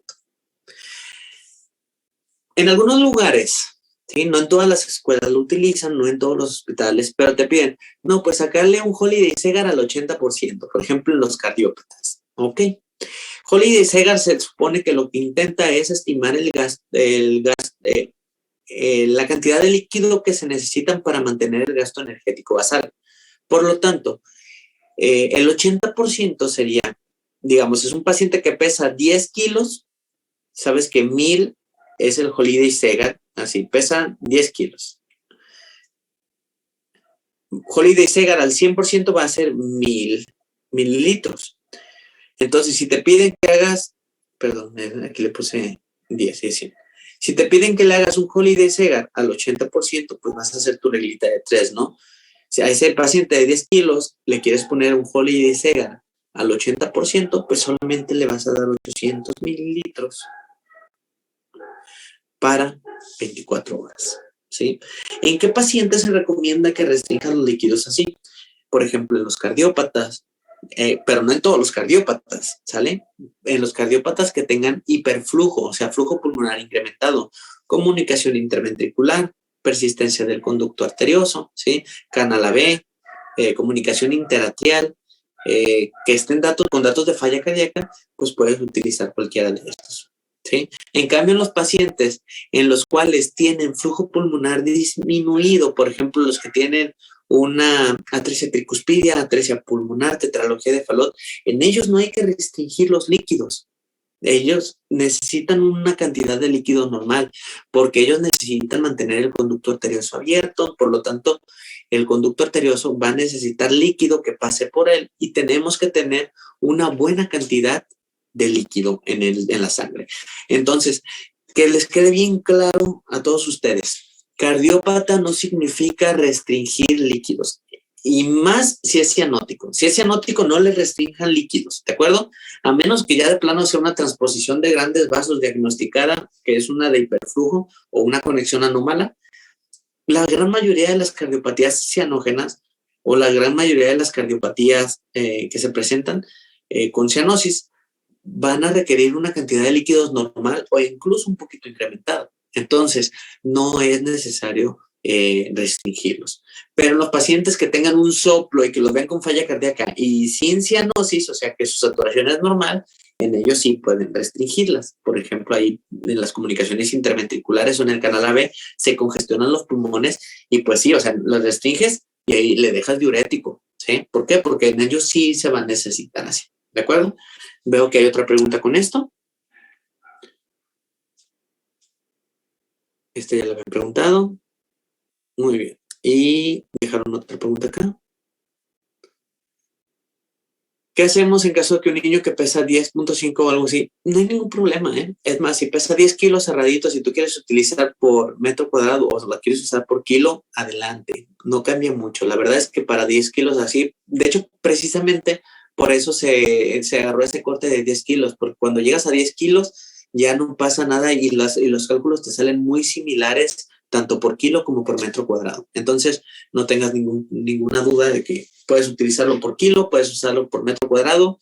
Yo, honestamente, con 10 kilos lo sigo utilizando 10.1, 10.5, así, sigo utilizándolo por kilo, por conveniencia y por facilidad. Pero no hay ningún problema. Porque de todas maneras, o sea, esto es algo que les debe de quedar claro es que todos estos líquidos, todas estas fórmulas que vamos a estar viendo, es para iniciar a ponerle líquidos. Es dinámico. Una vez de que inician, ustedes deben de monitorizar a su paciente y, por ejemplo, al día siguiente, si no es un paciente grave, tomarle electrolitos y ver que no tengan ningún desequilibrio. O sea, y ya en base a este desequilibrio ustedes van a hacer sus ajustes o, por ejemplo, al día siguiente van a sacar su balance de hídricos. Si se te está pasando de líquidos, pues vas a bajarle a la cantidad de líquidos para tener una cantidad, un balance de hídricos lo más cercano a la neutralidad. ¿De acuerdo? Entonces, inicialmente vamos a hacerlo así y posteriormente hacen su balance de líquidos, ya saben lo que ya les dije, ingresos menos egresos y ven, ¿saben qué? Me estoy quedando muy sobrado, mi balance hídrico salió en más 200, más 300. Bueno, al día siguiente, en lugar de sacarlo de mis líquidos a 1800, pues le doy nada más 1600. Y así, o sea, ese es el punto de la dinámica de los líquidos y los electrolitos. ¿De acuerdo? Doctor, en caso de que no contemos con concentrado de sodio, ¿puede improvisarse de alguna manera o qué alternativa tenemos? Mira, si no tienes concentrado de sodio, pues vas a tener que ponerle muchísima solución salina 0.9% y pues esperamos de que no sea el caso de un paciente que necesita restricción de líquidos. Pero afortunadamente en todos los hospitales hasta de segundo nivel hay concentrado de sodio. Si en tu unidad, esto es un centro de salud, no tienes para reponer un sodio, esto quiere decir que pues tu paciente ya debe estar referido, ¿sale? O sea, estás en una unidad de medicina familiar o en un centro de salud, no tienes concentrado de sodio, bueno, ajustarle sus soluciones que queden balanceadas y lo envías al siguiente nivel de atención donde puedan reponerle lo que tú detectaste. Hablando, por ejemplo, de una hiponatremia, ¿sale? Si estamos hablando de que es un traumatismo craneoencefálico o otra cosa así, pues con más razón ya debiste haberlo trasladado, ¿sale? Muy bien. El momento de poner indicaciones es mejor ponerlas para 24. Normalmente lo que hacemos es dejarlas para 8 horas porque la cantidad de líquido que utilizas es menor y por lo tanto no necesitas tanto. Digamos, si es un paciente que pesa 30 kilos y lo quieres calcular así para 24 horas, te van a salir que 2,000 mililitros para 24 horas. No existe ningún bote de soluciones que mida 2 litros. Entonces, ¿dónde la vas a poner? Si lo divides para 8 horas, pues ya tienes 2 de menor cantidad y ya puedes tú hacer tus cálculos, ¿de acuerdo? Muy bien.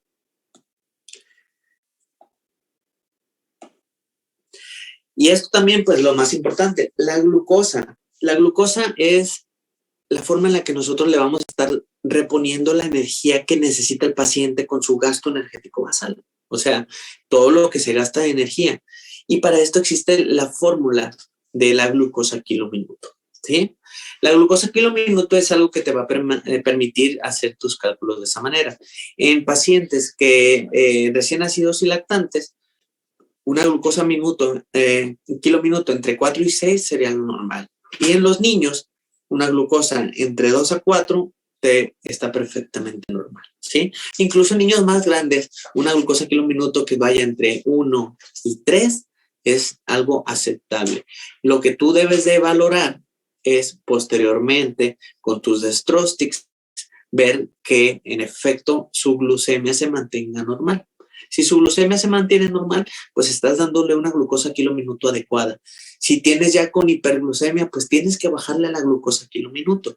Si tienes hipoglucemia, pues tienes que incrementarle la glucosa kilo minuto, ¿de acuerdo? Tus metas van a ser tus glucemias, pero tu valoración inicial, pues es iniciar con alguna de estas glucosa kilo minuto.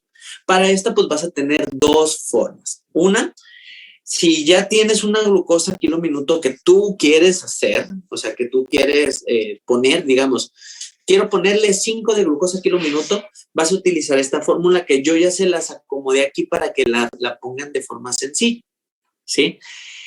Van a multiplicar la glucosa kilo minuto deseada. La glucosa kilo minuto deseada por el peso del paciente, lo que le dé, les van a multiplicar por 1440. ¿Por qué? Porque son la cantidad de minutos que tiene un día. ¿De acuerdo? Estamos hablando que es glucosa kilo minuto para 24 horas. Entonces, 1440 entre 1000, porque es el 1000 que estamos utilizando en cuanto a las soluciones, siempre vienen por litro, ¿sí? Y esto lo vamos a dividir entre la concentración de la solución glucosada que vamos a utilizar. ¿Cuál es ese numerito, esa concentración? Pues lo que ya les dije antes. Si queremos utilizar la de 50%, pues va a ser la concentración 0.5. Si es al 10%, es 0.1, ¿sí? Si es al 5%, es 0.05. Ya les dije que no puedo hacer números bonitos, así que me disculpan. Entonces, lo que te den esta fórmula van a ser los mililitros que necesitas de esa solución para la glucosa kilo minuto que estás deseando poner. ¿De acuerdo? Ahorita vamos a hacer ejemplos, no se asusten. Y la otra forma es la glucosa kilo minuto en solución, ¿sí? Entonces van a ser los mililitros de la solución que ya tienes. O sea, por ejemplo, tú ya preparaste tu solución y quieres saber cuál es la glucosa kilo minuto que te está dando esta solución, ¿sí? Son los mililitros de solución, lo multiplicas por la concentración de la solución, o sea, de la que estás usando, ya sea 0.5, 0.1, 0.05, por 1000 entre 1440, que son los minutos del día, y lo vas a dividir entre el peso. Y eso te va a dar la glucosa kilo minuto que tienes en tu solución que ya calculaste. Ahorita van a ver ustedes que cuando ustedes calculan las soluciones de la forma que les voy a mostrar, la glucosa kilo minuto casi siempre sale normal, casi siempre sale en lo que debería de salir, ¿de acuerdo? Entonces ya no va a ser ya no va a haber tanto problema para que ustedes hagan ese cálculo.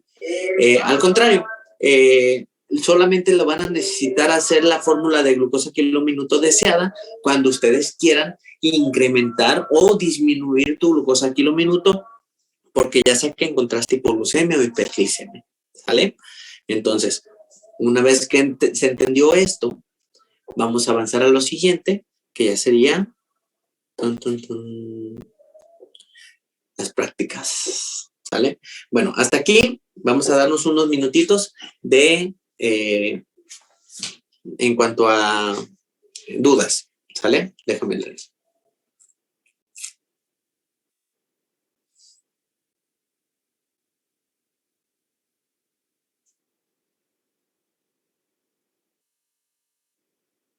Preguntan, doctor, en caso de que no contemos con un concentrado, es lo que ya me han preguntado, un paciente deshidratado cardiópata con flujo pulmonar incrementado o renal y quiero reponer líquidos, ¿cómo calculo la carga inicial? ¿Como PAS? Sí, claro. O sea, si tu paciente está chocado, o sea, está en dato de que requiere un manejo intravenoso de líquidos, lo vas a reponer conforme a PALS y es fácil. Vas a utilizar solución salina o balanceada, puedes utilizar Harman, incluso Ringer lactato, y va a ser a 10 mililitros por kilo. A diferencia del resto, que en la primera hora son 20 mililitros por kilo cada 20 minutos. Normalmente en casi todos los choques se dan dos de 20 mililitros por kilo, 20 minutos, das la segunda, y ya en ese momento pues ya iniciaste aminas. Tercera bolo, puedes en una hora darle hasta 3. En una hora, 3 bolos de 20 mililitros por kilo. Pero en los cardiópatas o los que tienen que restringir líquidos, en los que tienen cualquier enfermedad de hiperflujo o, por ejemplo, que tienen taponamiento cardíaco, allí utilizas bolos de 10 mililitros por kilo. Y en ellos te avientas uno, vas por el segundo y ya ahí te quedas. Mejor ya inicias con las aminas, ¿sale? Muy difícilmente vas a requerir un tercer bolo en un paciente que tenga sobrecarga hídrica. Siguiente pregunta dice, ¿para cuánto tiempo está planeada la sesión? Normalmente mis sesiones duran 1 hora aproximadamente, entonces ya nada más vamos a hacer la práctica y terminaríamos. Es lo que habíamos mencionado.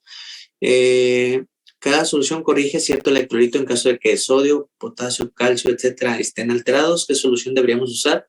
Pues prácticamente si necesitas reponer sodio, utilizas concentrado. Si necesitas reponer potasio, utilizas KCl. Si necesitas reponer calcio, gluconato de calcio. ¿De acuerdo? En tus soluciones, que quede claro, una cosa son las soluciones basales y otra cosa son las correcciones, porque se ponen en Y. O sea, no siempre debes de echarle necesito reponerle KCl, échaselo a las soluciones de base. No, tú tienes tus soluciones de base o de mantenimiento, como le llaman, y aparte, tus correcciones. Esas son aparte, es como si estuvieras poniendo un medicamento aparte, ¿sale? No es igual. Muy bien. ¿Alguna otra duda antes de iniciar con la práctica? Muy bien. Me van a dar 2 minutitos nada más en lo que tomo agua porque ya se me secó la boca, ¿sale? Por mientras pueden ir pensando en alguna pregunta que tengan para hacerme. Voy a poner tantito pause y continuamos. A ver, ¿me escribiste algo? No. Muy bien. Denme un segundo.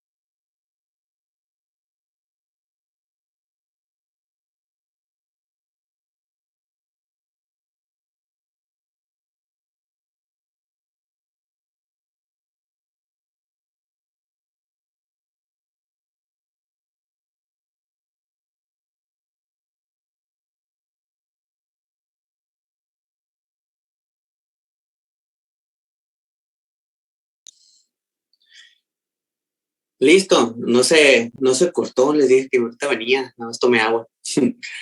Muy bien, entonces preguntan, primero corroboramos, ¿me ven bien? ¿Se escucha bien?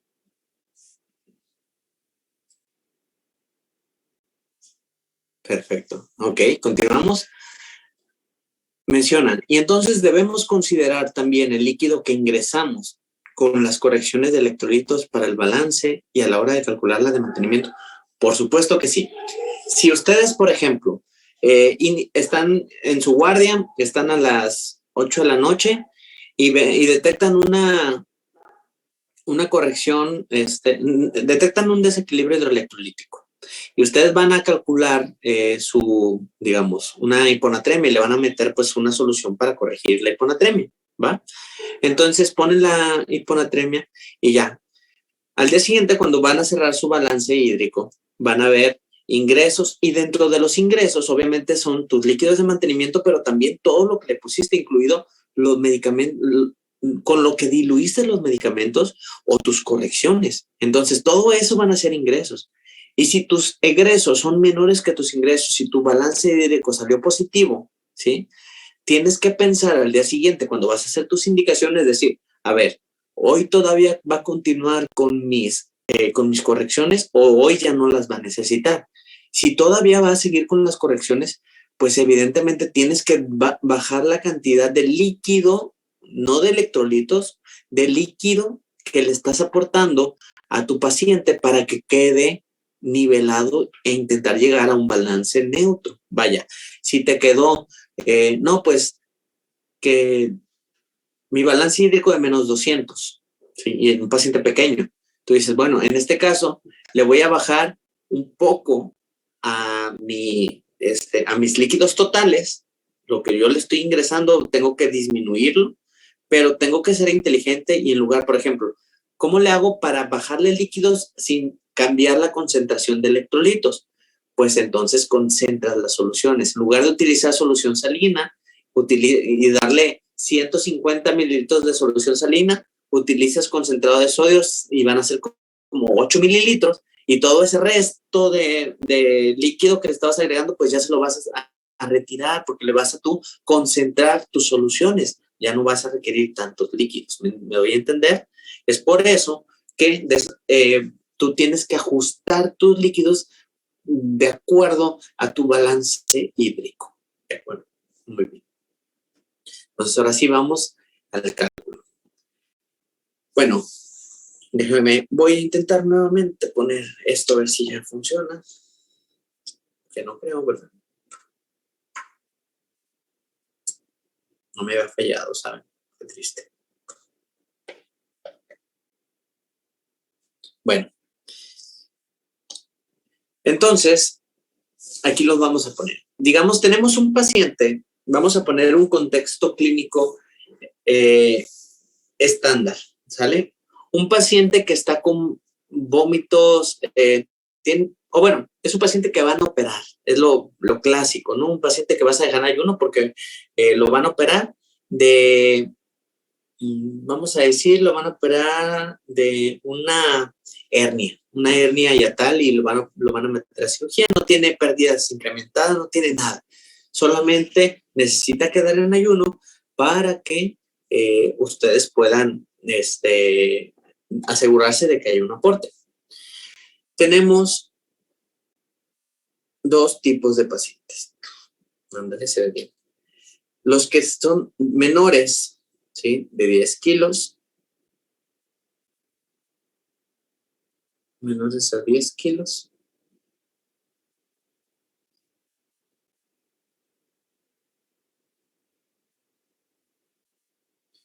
Y los que son mayores, ¿sí? A 10 kilos. Ahí está. No se ve tan mal. Muy bien. En los que son menores a 10 kilos, vamos a hacer los cálculos por superficie corporal. Perdón, por kilogramo de peso. En cambio, los que son mayores de 10 kilos, vamos a hacer los cálculos por superficie corporal. Como ya les expliqué, hay una fórmula para sacar la superficie corporal, que es peso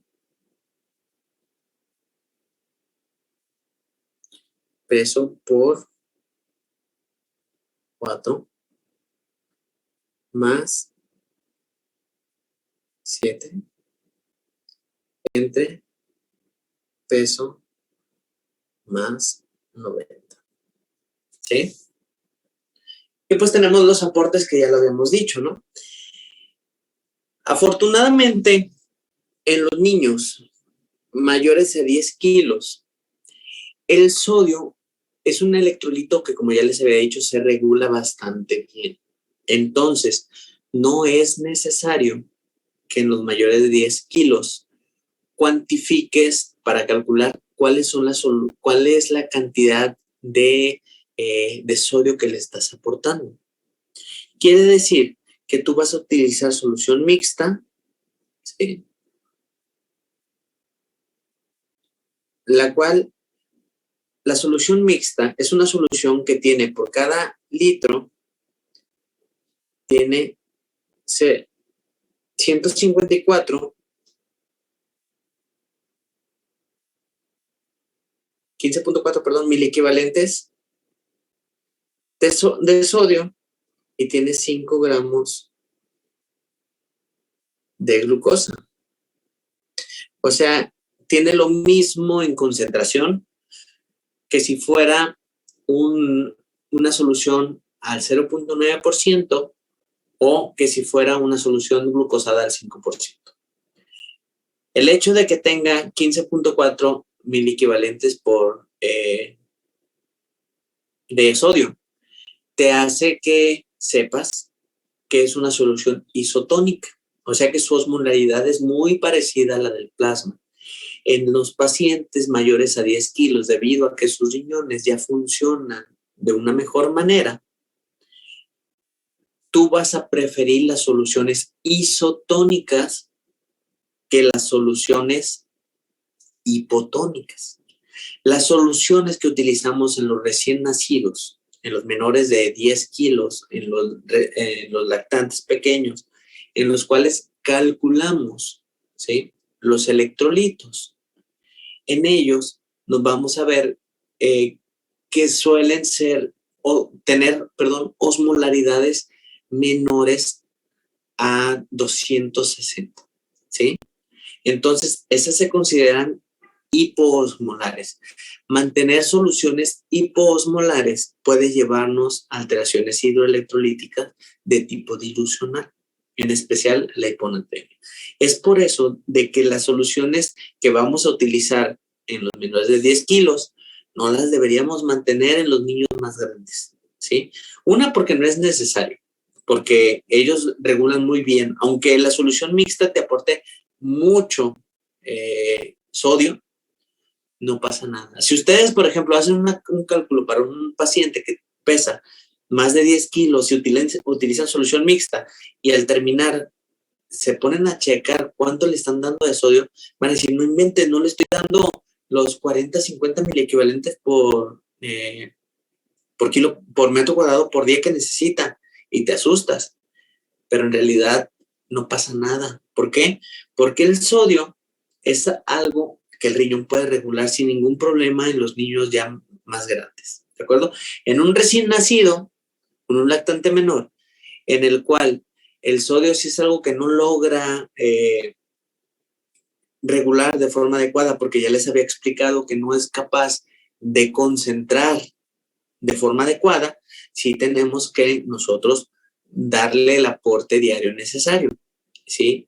Con el riesgo, claro, va a tener de que pues haga dilucional, pero pues eso se va a disminuir mientras menos tiempo utilicemos soluciones, que nosotros hagamos nuestro balance hídrico diario y que no nos pasemos con la cantidad de agua que le estemos otorgando.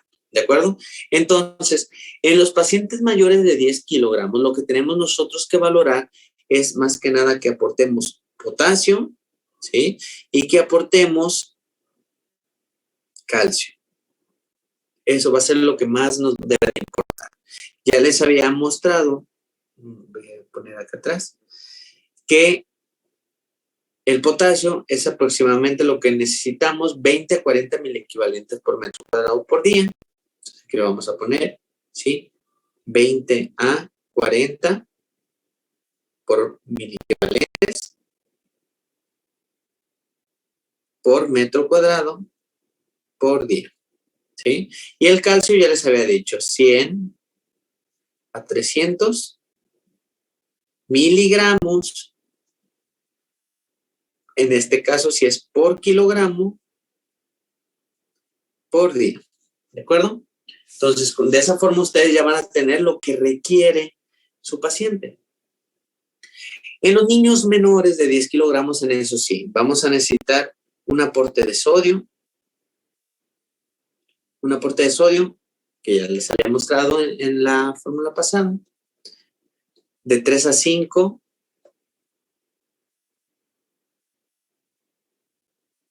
mil equivalentes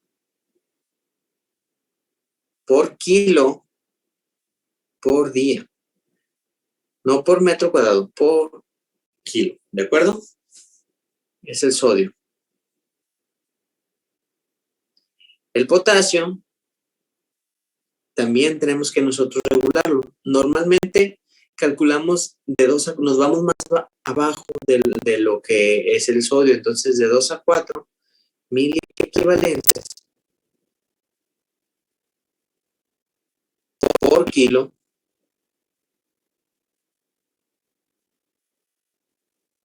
por día.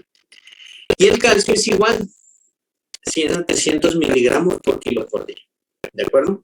De esta manera ustedes se van a asegurar de que estén aportando lo que requiere su paciente, por lo menos en las primeras 24 horas, para que posteriormente hagan controles y vean, no sabes que necesito subirle, porque tengo una hiponatremia leve, así apenas está bajando, en lugar de ponerle 3, le voy a poner 4, en lugar de ponerle 3, le voy a poner 5, asegurándote de que pues estés regulando esas cantidades, mantener lo más fisiológico posible todo, para que pues de esta manera no nos vayamos a ir ni la hiponatremia, ni la hipernatremia, ni la hipocalemia, ni la hipercalemia. ¿De acuerdo? Aquí lo importante es mantener una regulación en tus electrolitos. Una vez de que tengamos ya bien valorado esto, vamos a poder dar paso a lo siguiente, que es a poner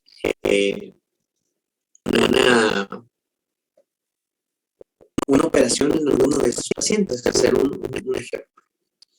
Vamos a abrir un boceto. Muy bien. Digamos, tenemos un paciente que pesa 7 kilos.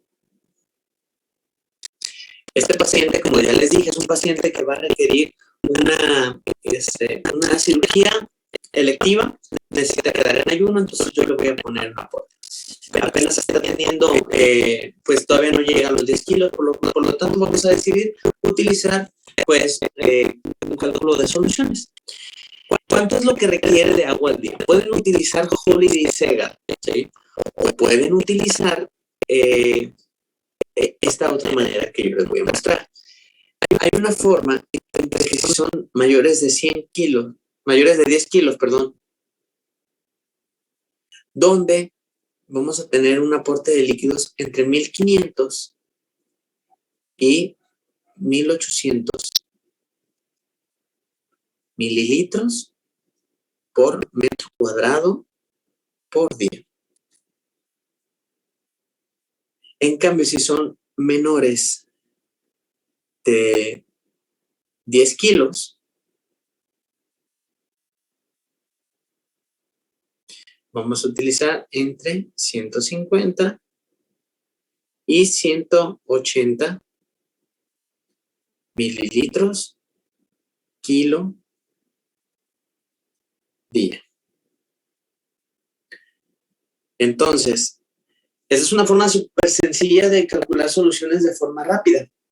Esto está basado en un estudio en el cual se vio la forma de que Holiday Segar no sobreestimara tanto los líquidos. Ustedes hacen la conversión de de Holiday Segar con lo que les estoy poniendo aquí, se van a dar cuenta de que va más o menos por donde mismo, ¿sí? Ya sabemos que los primeros 10 kilos, ¿sí? Vamos a calcular 100 mililitros por kilo. Y en esos pacientes solía Holiday Segar darles demasiado poco líquido y entonces no se ajustaba bien a las demandas del paciente y solo se quedaba con el gasto basal, solamente con el agua necesaria para las funciones vitales, pero no para el resto, para la actividad física, para la enfermedad, para la fiebre, para todo lo demás. Entonces, de esta manera, con 150 mantenías una cantidad de líquidos más regular, ¿sí? ¿Puede disminuirse esto? Sí, de acuerdo a los pacientes. Por ejemplo, en los pacientes cardiópatas, en lugar de utilizar 100, utilizamos entre 80 y 100 mililitros por kilo por día en los pacientes menores de 10 kilos, ¿sí? También en los nefrópatas. Y en cambio, los pacientes que tienen, por ejemplo, quemaduras, que obviamente no nos estamos metiendo a Paraclan o a Galveston, estamos utilizando nada más una cantidad mayor de líquidos, utilizamos 180 o hasta 200 mililitros por kilo. Eso como aporte basal, más los cálculos que se necesiten por reposición, ¿de acuerdo? Si ustedes dicen, no, saben que yo me quiero seguir basando con Holiday Segar y a este paciente que pesa 7 kilos le quiero poner sus 700 mililitros, adelante, no hay ningún problema, ¿de acuerdo? Aunque, pues ya ustedes al día siguiente van a hacer su balance de hídrico y van a ver si el paciente no se está quedando corto, ¿de acuerdo? Lo que sigue ahora es calcular los electrolitos. Tenemos que dar su aporte de sodio, que ya habíamos dicho, si queremos ponerle de 3 a 5, bueno, vamos a ponerle, digamos, yo le voy a pedir 4 equivalentes por kilo por día de sodio. Y le quiero poner de potasio 3,000 equivalentes. 3,000 equivalentes por kilo por día. Y de calcio, le voy a poner así, miligramos por kilo por día. ¿De acuerdo? Entonces ya con esto es como nosotros vamos a hacer nuestra primera,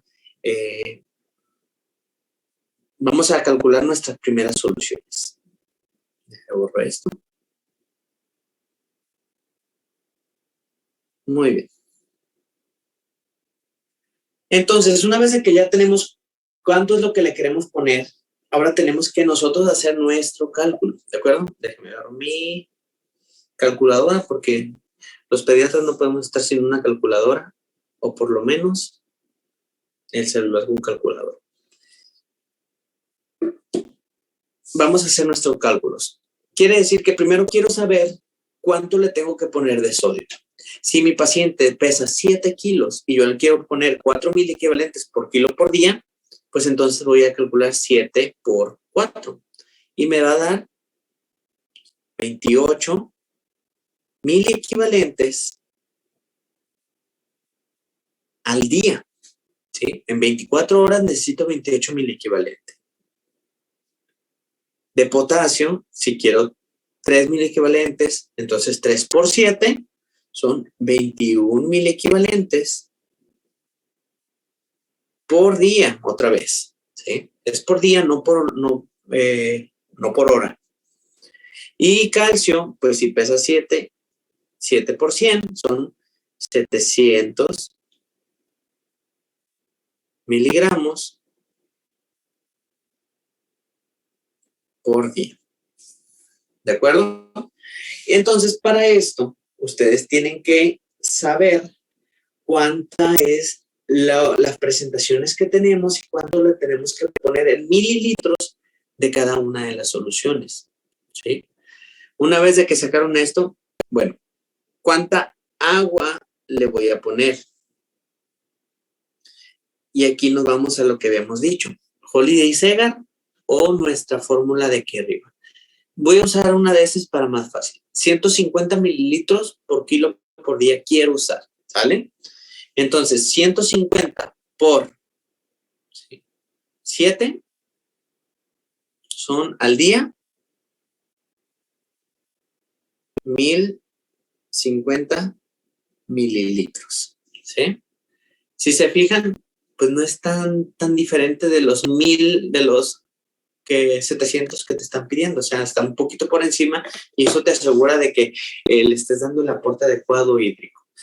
Ya si la siguiente vez que te pasaste un poquito de líquido, pues lo restringes, pero la verdad es de que en el tiempo que llevo como pediatra, como cardiólogo pediatra, Cuando utilizas estos basales y en un paciente que no tiene una cardiopatía, al día siguiente, gracias a su uresis y a que sus riñones están bien funcionando, lo depuras sin ningún problema y al día siguiente los balances están adecuados, ¿sí? Un balance adecuado lo consideramos entre más menos 50, algunos dicen más menos 100, pero lo más neutro que se pueda es lo ideal. Entonces, esto es lo que se requiere de mililitros de líquido en 24 horas, o sea, al día. Esto quiere decir que todos los electrolitos que estamos poniendo, sodio, potasio y calcio, deben de estar dentro de estos 1050 mililitros. Entonces, y también la otra parte que ya vamos a necesitar, que sería la glucosa. No nos podemos olvidar. Pero la glucosa van a ver cómo ahorita solita se va a dar, sin necesidad de que hagamos mucho más por ella. ¿Sale? Entonces ya tenemos esto nosotros y vamos a la siguiente parte.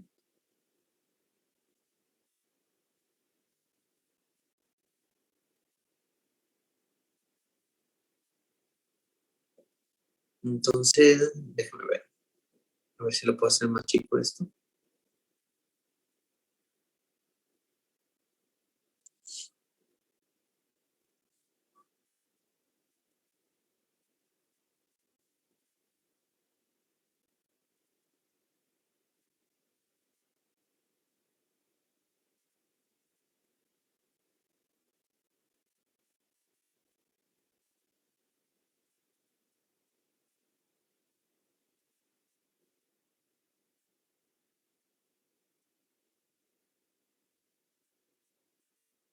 Muy bien, voy a borrar una parte para que se pueda ver.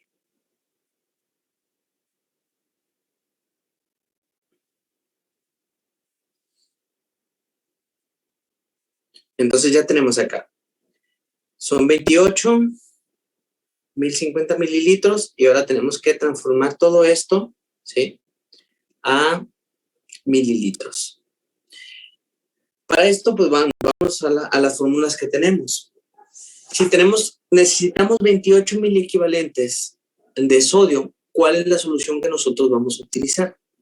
Por ejemplo, si tenemos que 1 mililitro de solución salina a 0.9% te da 0.154 miliequivalentes y tú lo que requieres en miliequivalentes son 28, ¿cuántos mililitros voy a necesitar de solución de salina a 0.9% para darle esos 28 miliequivalentes?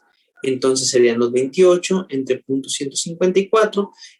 Estamos hablando de que al día necesitamos 181 mililitros de solución salina al 0.9%. ¿Sale? Entonces, estos 28 deben de darle 181 mililitros para que tengamos la cantidad necesaria al día de sodio. 181 mililitros es igual a 28 miliequivalentes, que serían los 4 miliequivalentes por kilo. ¿Sí? 4 por 7, 28 y 28 entre 0.154 es 181 mililitros. Ahora, bien, si queremos 3 miliequivalentes de potasio por kilo, que serían 21 miliequivalentes, ¿qué es lo que tenemos nosotros que hacer? Pues ahora vamos a cambiar, déjame borro. A ver, ahí tenemos nomás a tirar todo. Ya conocían a Remus, ¿verdad? Entonces, vamos a sacar la cuenta. ¿Qué es importante en esto? Tienen que saber cuál es la presentación que van a utilizar de KCl. ¿Por qué? Porque ya les había dicho, no es lo mismo el KCl donde 1 mililitro tiene 2 a donde 1 mililitro tiene 4. Afortunadamente en casi todos los hospitales, pero no se confíen, la que más se tiene es la de 1 mililitro es igual a 2 miliequivalentes, ¿sí? Entonces, hablando de KCl, cloruro de potasio, si necesitamos 21 miliequivalentes, entonces, ¿cuántos mililitros necesitamos?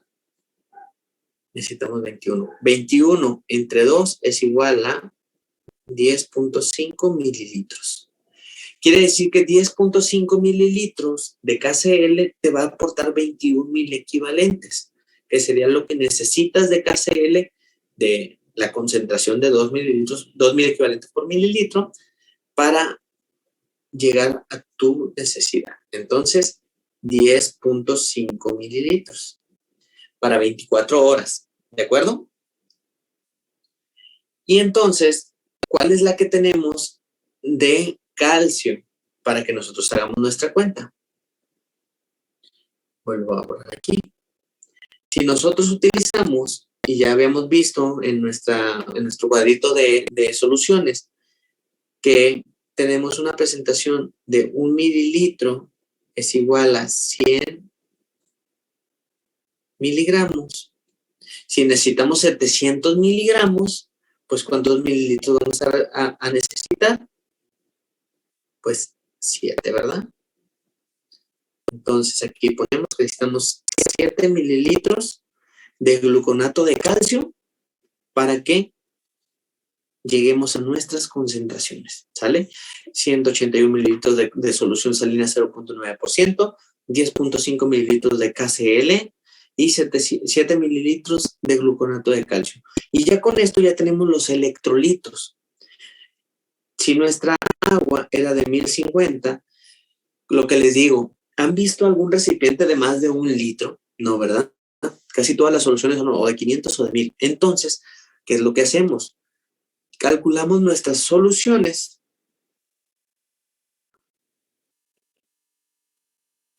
para 8 horas. Entonces, ¿qué es lo que tenemos que hacer para que esto se logre? Pues dividirlo entre 3, ¿sale? Pues si son para 24 horas, entre 3, que sería para 8 horas. Entonces, todas las vamos a dividir entre 3, ¿sí? Y de esta manera vamos a saber cuánto le tenemos que dar. Para eso, pues es sencillo. 1050, que serían los líquidos totales, entre 3 es igual a 350, ¿sí?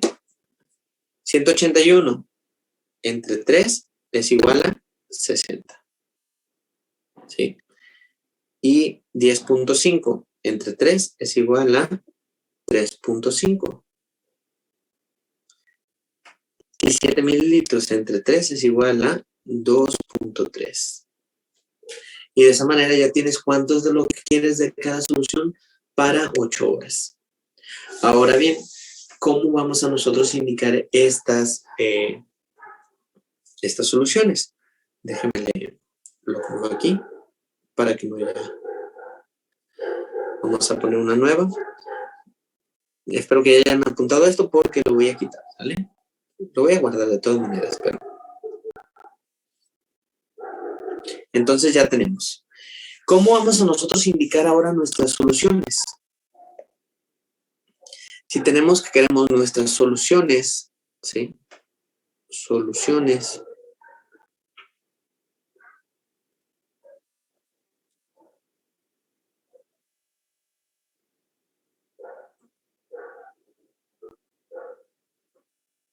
Soluciones IB para 8 horas. Aquí lo que podemos nosotros poner es a cuánto lo dejamos, ¿sí? Lo pusimos a 150. Le pusimos de sodio, le pusimos 4. De potasio le pusimos 3, ¿sí? Y de calcio le pusimos 100. Entonces, ya aquí es lo que nosotros vamos a poner. Si tenemos que necesitamos al día 1050, pero para 8 horas fueron 350 mililitros para 8 horas, ¿sí? Hay que poner nosotros cuáles son las soluciones que vamos a poner. Como les decía, esto no se nos olvida, pero lo ponemos hasta el final. Necesitamos solución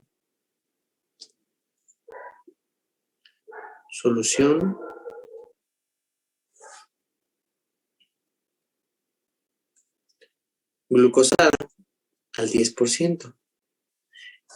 En los niños menores a 10 kilos solo utiliza solución glucosada al 10% y ahorita van a ver por qué. Porque con esa nos va a dar normalmente una glucosa kilo minuto adecuada para ellos. ¿Sale?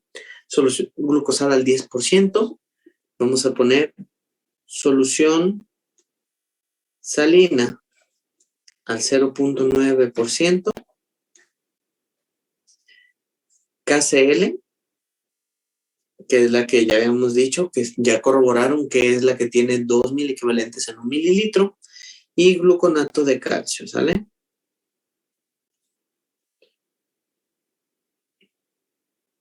Que a veces es más difícil escribir. Y gluconato de calcio. Entonces, de esta manera ustedes ya van a poder hacer su cálculo. Ya sabían cuánto requiere, ¿sí?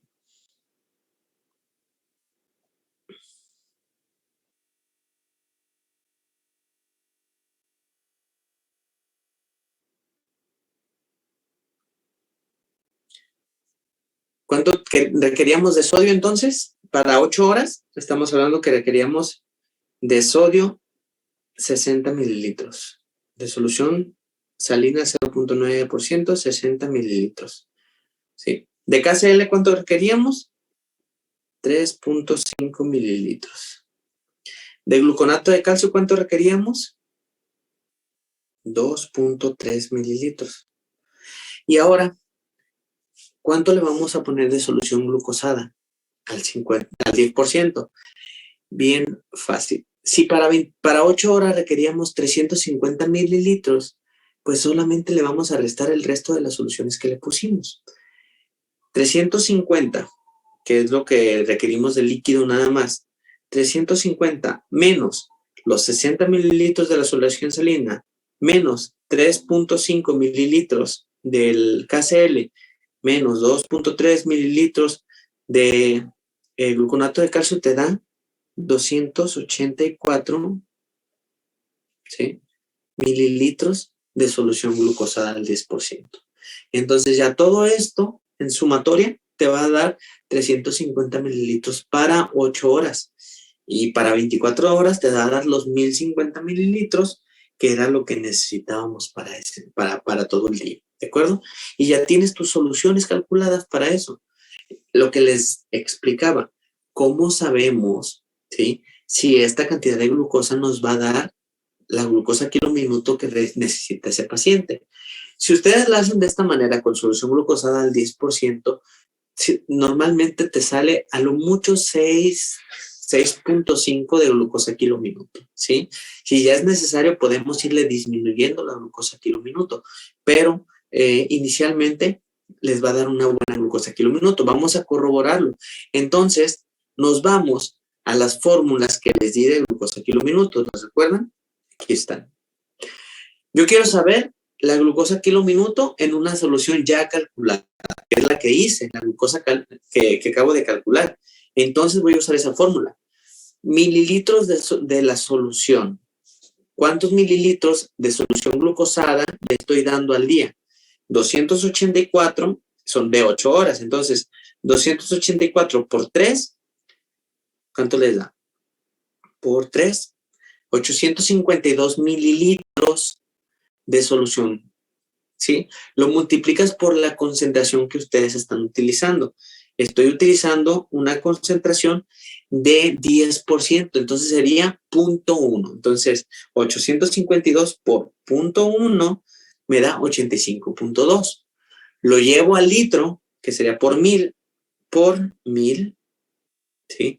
Lo divido entre los minutos que tiene el día, entre 1440, ¿sí?, 59, y lo divido eso entre el peso del paciente, entre 7, y me dio 8.4, ¿de acuerdo? Entonces, está en 8.4, está discretamente por encima de lo que requiere un niño de su edad. Y entonces, en estos casos, lo que se puede hacer, por ejemplo, es tú, ahora sí, en lugar de ponerle los 284, tú dices, ¿sabes qué? Tengo una glucosa kilo minuto de 8.4. La voy a bajar a 6. Yo quiero una glucosa kilo minuto de 6. ¿Sí? ¿Cómo le voy a hacer para que yo baje una glucosa kilo minuto de 8, que me dio 8.4, a 6, voy a utilizar la otra fórmula que les puse, la glucosa kilo minuto deseada. ¿Sí? Todo estaba calculado para que ustedes vieran que se puede utilizar las dos fórmulas. Yo no quiero 8.4 porque pues me puede dar una glucosa kilo minuto bastante alta y a lo mejor se me pone hiperglucémico. Le voy a bajar la glucosa kilo minuto a 8. A 6, perdón. Entonces tú dices, glucosa kilo minuto deseada de 6. Bueno, pues entonces hago mi cálculo. 6 por el peso del paciente, que sería por 7, ¿sí? Por los minutos del día, por 1440, ¿sí? Entre 1000, que sería porque se lleva litro, ¿sí? Entre la concentración de la solución. Quiero seguir utilizando la de 0.1%, o sea, la de 10%. Entre 0.1. Me da 604 mililitros